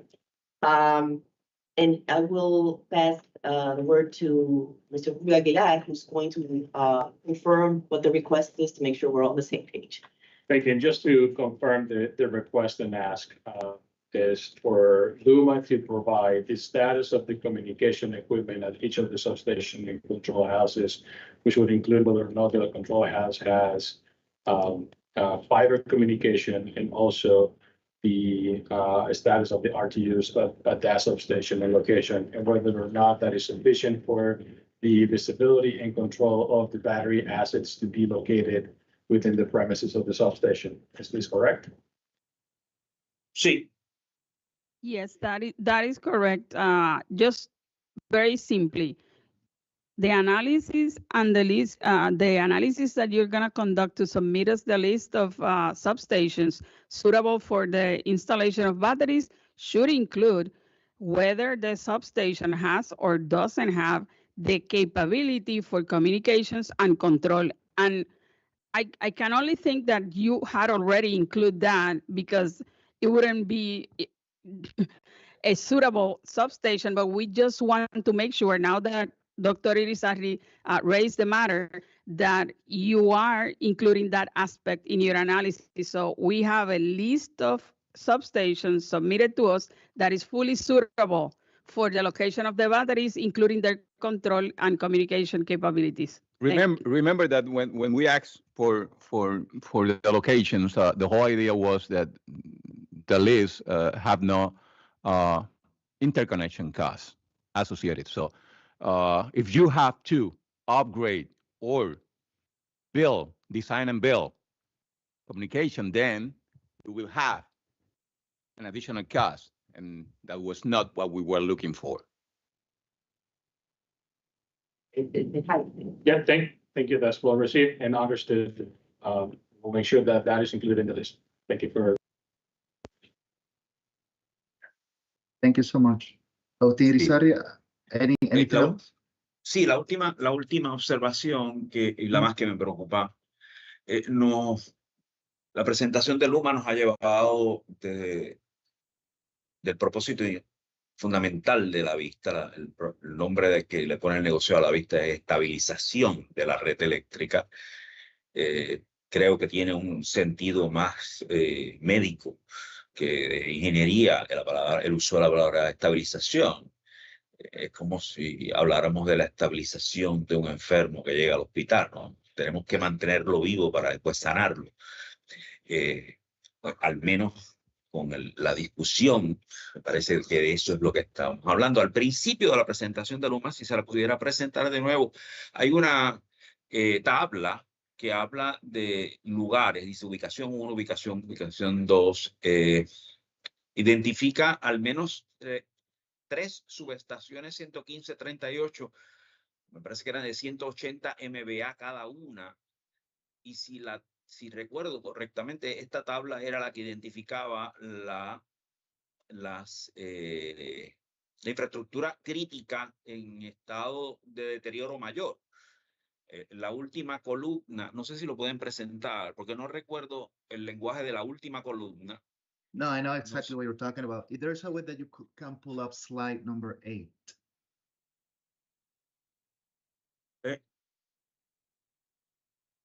And these are for the Luma folks. Your presentation slide number 8.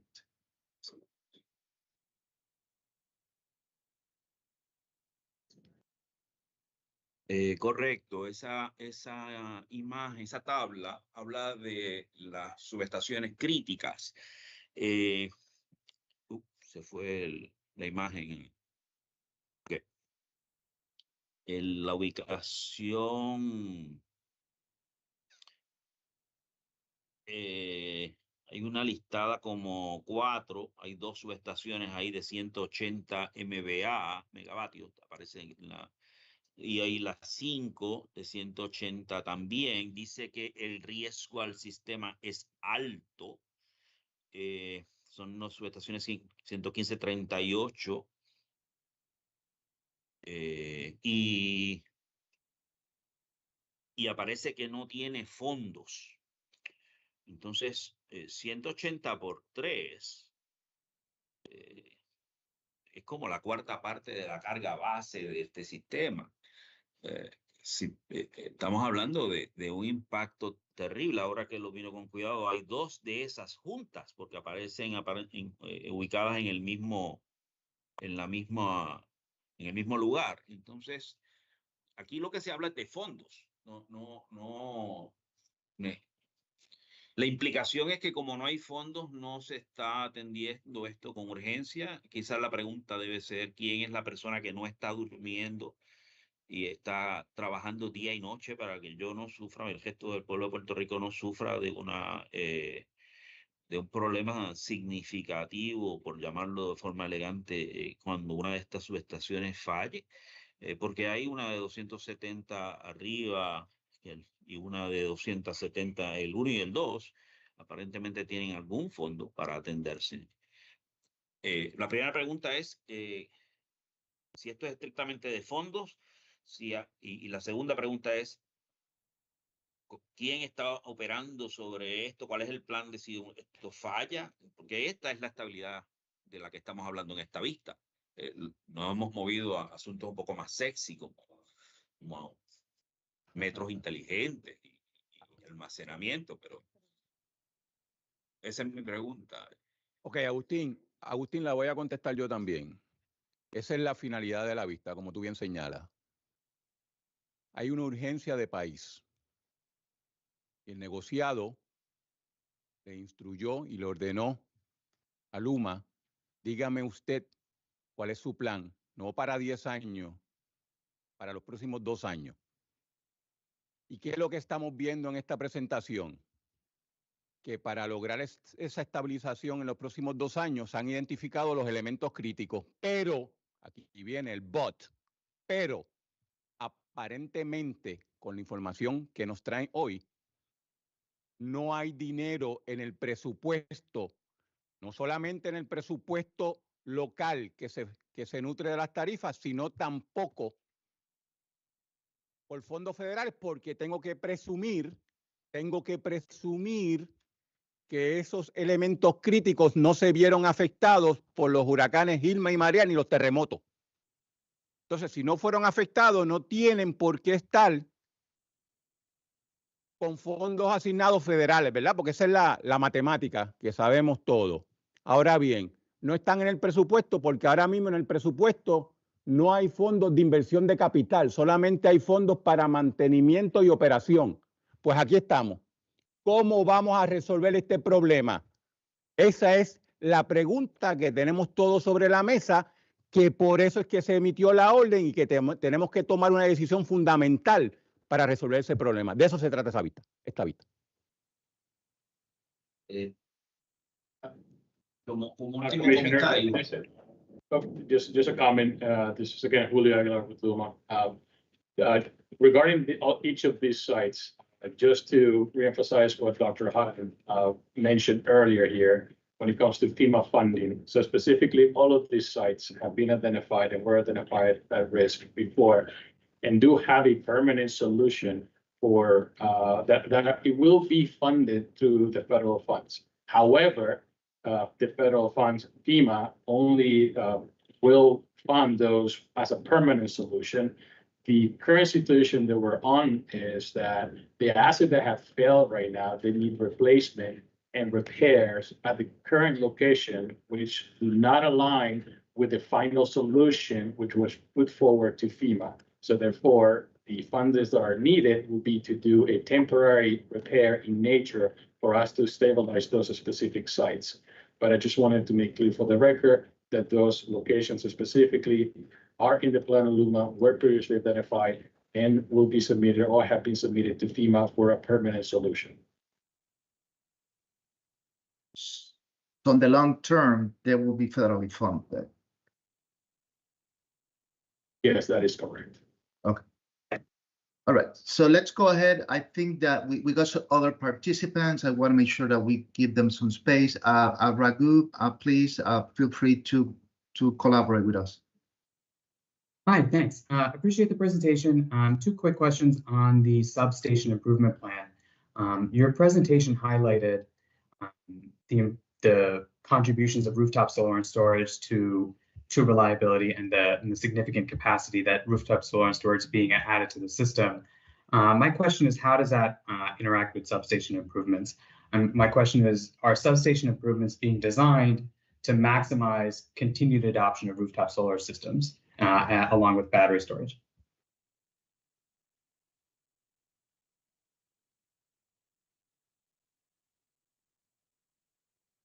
So this is Daniel Houghton, T&D planning director with LUMA. I can take a first response to that question. So I think in general, the entire transmission, distribution, and substation infrastructure, right, modernization needs to factor in and account for the growing penetrations of renewable energy. Right. Again, I think there are separate, dockets and focus where you think even like PR 100, the study that was run by the national labs with, many stakeholders in the room, participating or being aware of the results, right, identifies a lot of potential for the island for the integration of renewables, but it also flags the necessary upgrades that would be required to accommodate renewable energy at scale. Right. 38 kV transmission is called out explicitly in there, that the 38 kV today does not have the capacity to integrate, the requisite levels of our renewables. So investments are going to have to be made there. There are, planned upgrades for transmission, and with all of these substation rebuilds and that LUMA has in flight, we are implementing, best practices, again, right, the flexible bus configurations, and also ensuring that the rebuilds have the capacity to efficiently integrate expansions. So if we need to add, bays or breaker positions for large renewable interconnections, those are being planned into the scope of substation rebuilds. Hope that answers your question. It does. Yeah, thanks. If any of your colleagues have anything to add, great. But I have one other quick question.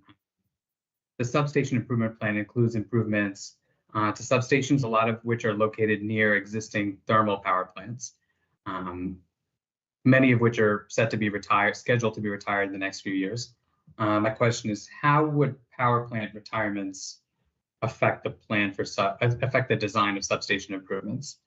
Like sort of going back to my first question, does your plan for substation improvements envision replacing those power plants with distributed energy, or dealing with the retirements in any way? So again, Daniel Houghton, T&D planning with LUMA.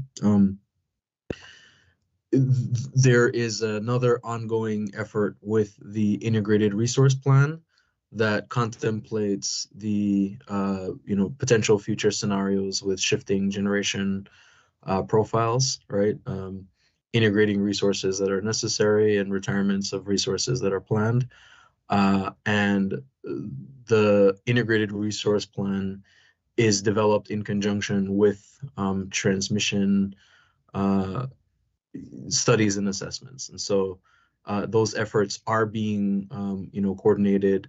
I'm not in a position to say, when a plant retires, what takes its place, but the anticipation is that, right, we have scenarios that are potential future scenarios, and right, high DER scenarios is among that list.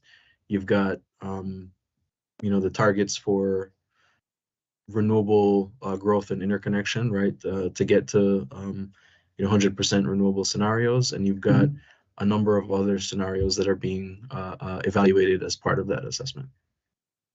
Okay, and we'll see the details of that in the integrated resource plan once that's filed. Yeah, okay, those are my questions. Thank you, Dr. Hahn. Appreciate it. Thank you much. Really quick, and I think this is for Daniel, and this is totally aside from the requirements from the prep in regards to, these battery programs, how it is that they're going to be deployed.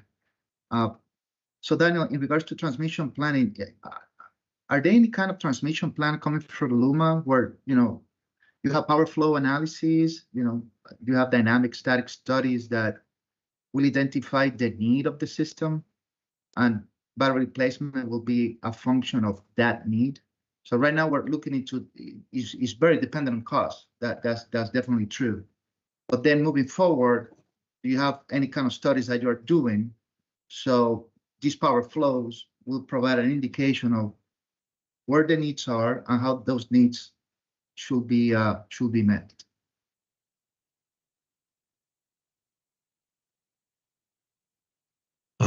Daniel Houghton again with LUMA. Thank you for that question, Mr. Camacho. So the answer is yes.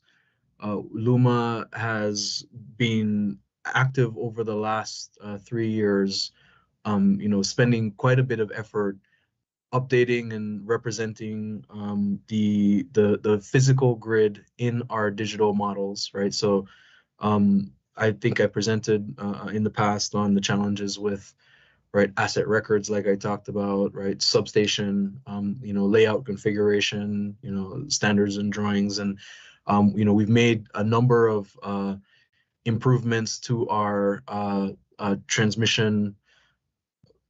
digital transmission models that represent the physical grid, and have a much more accurate model today than we ever have, right? But that model continues to be improved, and we continue to identify, based on real-time and actual operating experiences, items and areas where those models continue to be improved. The models are constructed in accordance with industry best practices and standards, such as the North American Electric Reliability Corporation, or NERC, standards for modeling practices and guidelines. Studies are done in accordance with those standards as well. And deficiencies in, right, capacity, thermal overloads, voltage issues, and especially with these equipment, existing out of service equipment, both transmission and substation assets, right, are represented, and that's one of the critical inputs to us being able to develop mitigation recommendations and studying the effects of different alternatives. So if I choose to build a substation this way versus this way, right, what the potential reliability and improvements of the system would be for each of those different alternatives. So that process is in flight, and the timeline for submitting those results along with the IRP in accordance with the IRP regulation is planned. So the transmission planning study will be submitted along with that IRP as required by that statute. Are there any further questions, or did I answer the question? Right. So on the map where you're showing the proposed IPPs with the batteries, could it be a possibility that your power flows, your identification of specific overloads, thermal violations, may not be congruent with addressing the need and what it is that and where it is that these IPPs are located? Could you restate the question? I'm not sure if I'll. Yeah. For example, so you are running your power flow model and you are identifying needs. You may have some capacity violations. You may have some thermal overloads. So, and you need to identify solutions to mitigate these overloads. And one of the solutions may be to deploy energy storage, but it appears from the map on the IPPs are already there, right? So by deploying this energy storage where the IPPs are located, do you foresee that what the studies will show in regards to the needs of the system will be satisfied by these predetermined locations where the IPPs are? Thank you for that clarification. My initial response will be that the same comment I made before around the different scenarios, right? It's fairly standard within the industry, right? The system is and always will be dynamic, right? Flows will change, loads and consumption patterns will change, right? Generation mixes will change.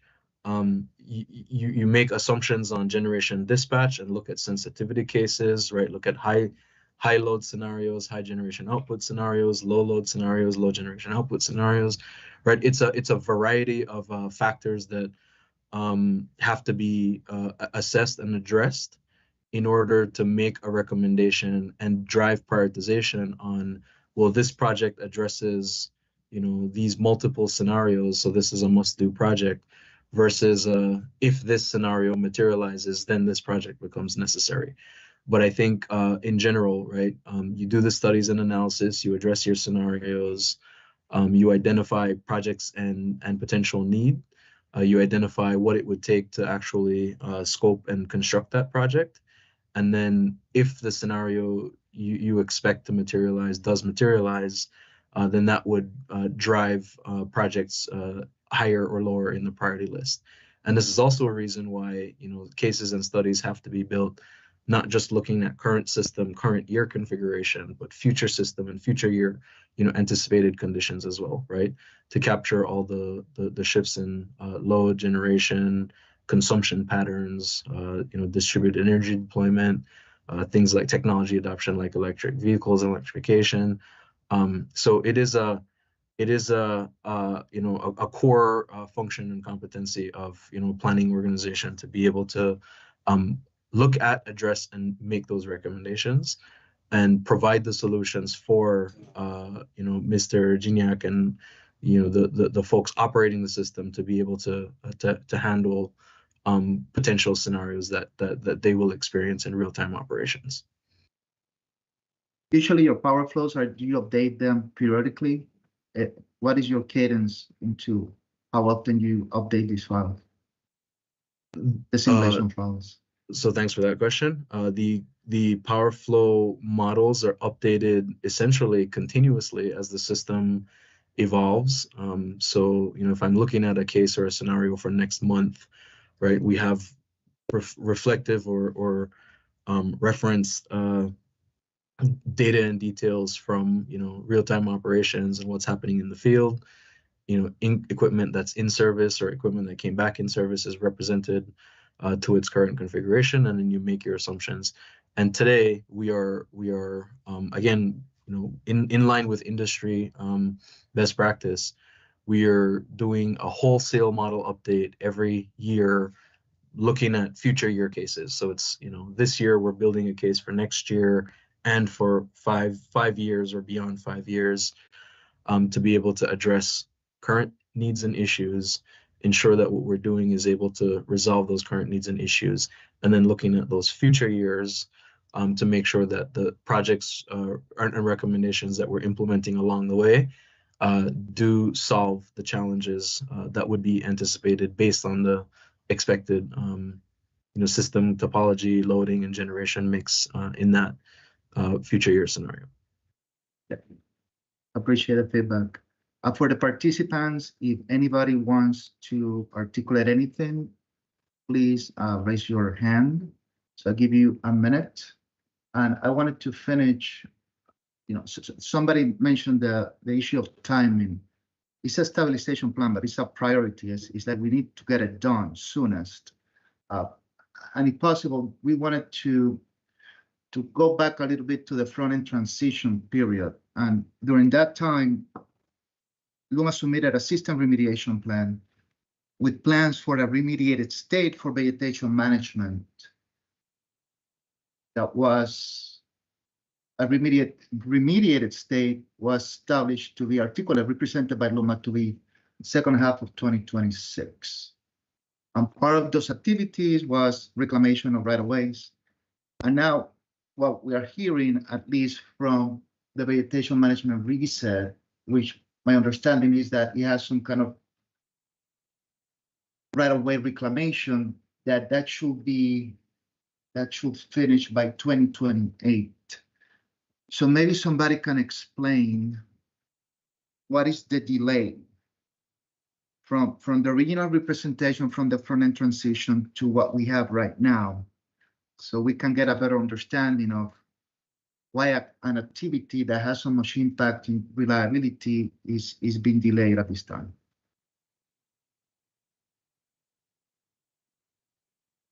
I can answer that for us. So this is Luke Samaras, the Director of Capital Clearing. So we do have two aspects to it, like we mentioned before, with Daniel Perry over here, who's the operations side, and myself, Capital Clearing. So looking to reclaim those right-of-ways that have overgrown. So that timeline is very much so based off of the different ways that we are getting things obligated and the different ways that are being reviewed.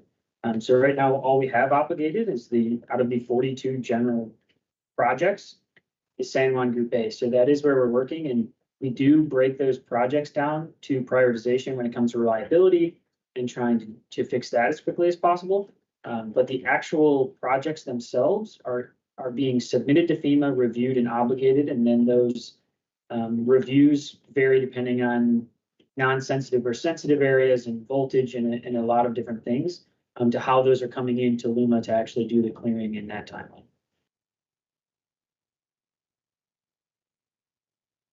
Do you mind pulling up slide 27 really quick, just to get a better sense?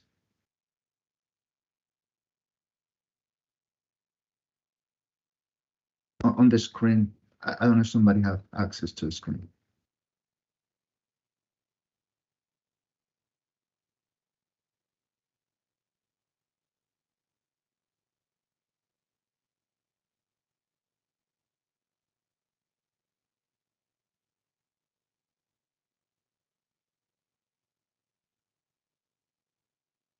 Okay, so how many miles of distribution lines are currently in the system total?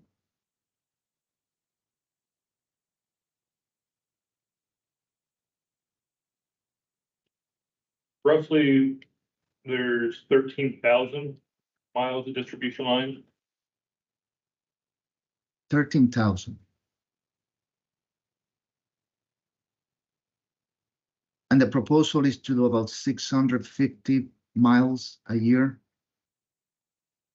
This is for the ops side. This is for our regular maintenance. So as we stated before, we're not doing the reclamation on the ops side.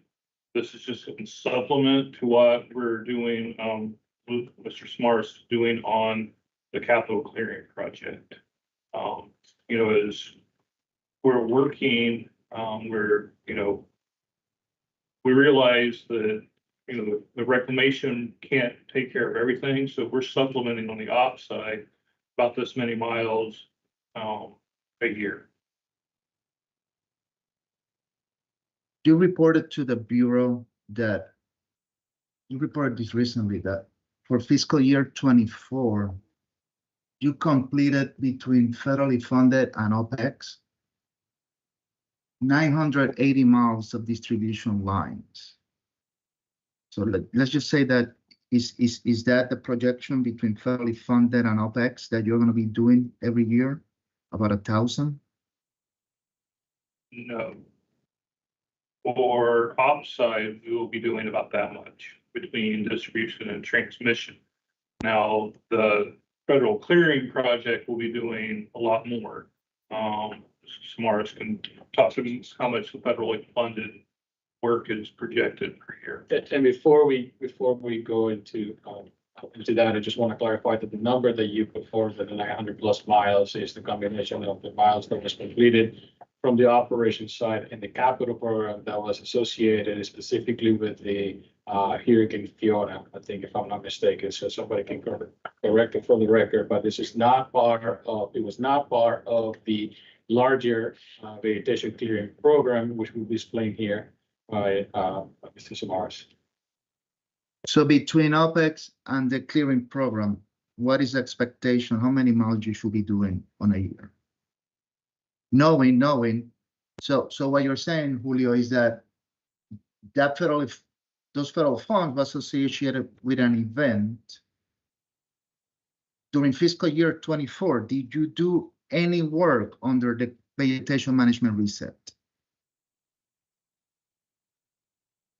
Yeah, so we have done work so far. We've just started very recently with a few of our vendors out of 3 out of the 4, and we have cleared only 15 miles. So we do expect for that to get drastically increased in the next couple months, especially, like I said, right now we only have San Juan Group A. So our first project obligated, we will be having more in the very near future, and that will allow us to increase our miles quite a bit. And again, what we're trying to do is what it is that we can do soonest to increase the reliability on the island. So what is the expectation moving forward between OpEx and the vegetation management reset program? I believe that's how you call it. How many distribution lines are you going to, the expectation, the projection on a year? So I think for us, the best way would be to make sure that we can check and get that number as accurate as possible between the 2 programs. Mine is very much so based with the capital clearing on when things come in to be obligated. Our operations, we can give a very much so projected timeline. For myself, I do know with our obligated piece exactly what that's going to look like and how long that's going to take with the resources that we have, including ramping up. So while we could provide those numbers, I think it would be best for us to review and provide you with a more stable number once we do get some things obligated, and the capital clearing and the operations side can combine those and kind of put a really formal goal together. Okay. So I think, Ms. Aponte, we will need to make sure that we get that information and that's socialized with the group. This is a workshop, so everybody has this information. The concern is that it appears that this is stalled. It doesn't appear that it's aggressive enough. And if we are going to try to make a dent in 2 years, this is one of those programs that needs significant priority. So we look forward to that information. All right, so let's see. Anybody, I think this is your last chance. If somebody wants to participate before we move on and send it back to prep. I don't see anybody else. So, Ms. Aponte, yeah, I do not know what it is that you want to do at this time, but yeah, we pass it to you. Yes. Okay, so it's right now 12:45 in the afternoon. So we're gonna take a convenience break for lunch, so everybody can take a break, and we're gonna come back at 1:30 p.m. to continue with the virtual workshop with the next presenter. Thank you.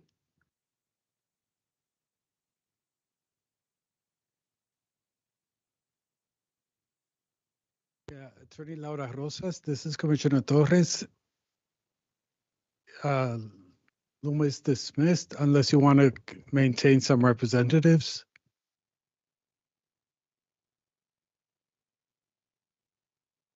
Commissioner Torres. Oh, goodness, you got me getting some water. If possible, because this is a workshop, we will recommend that at least somebody from Luma stays, because there may be questions that may pertain, that they will go to Genera, but we may need to get some feedback from Luma. So if possible, the recommendation is that at least one resource stays and participates.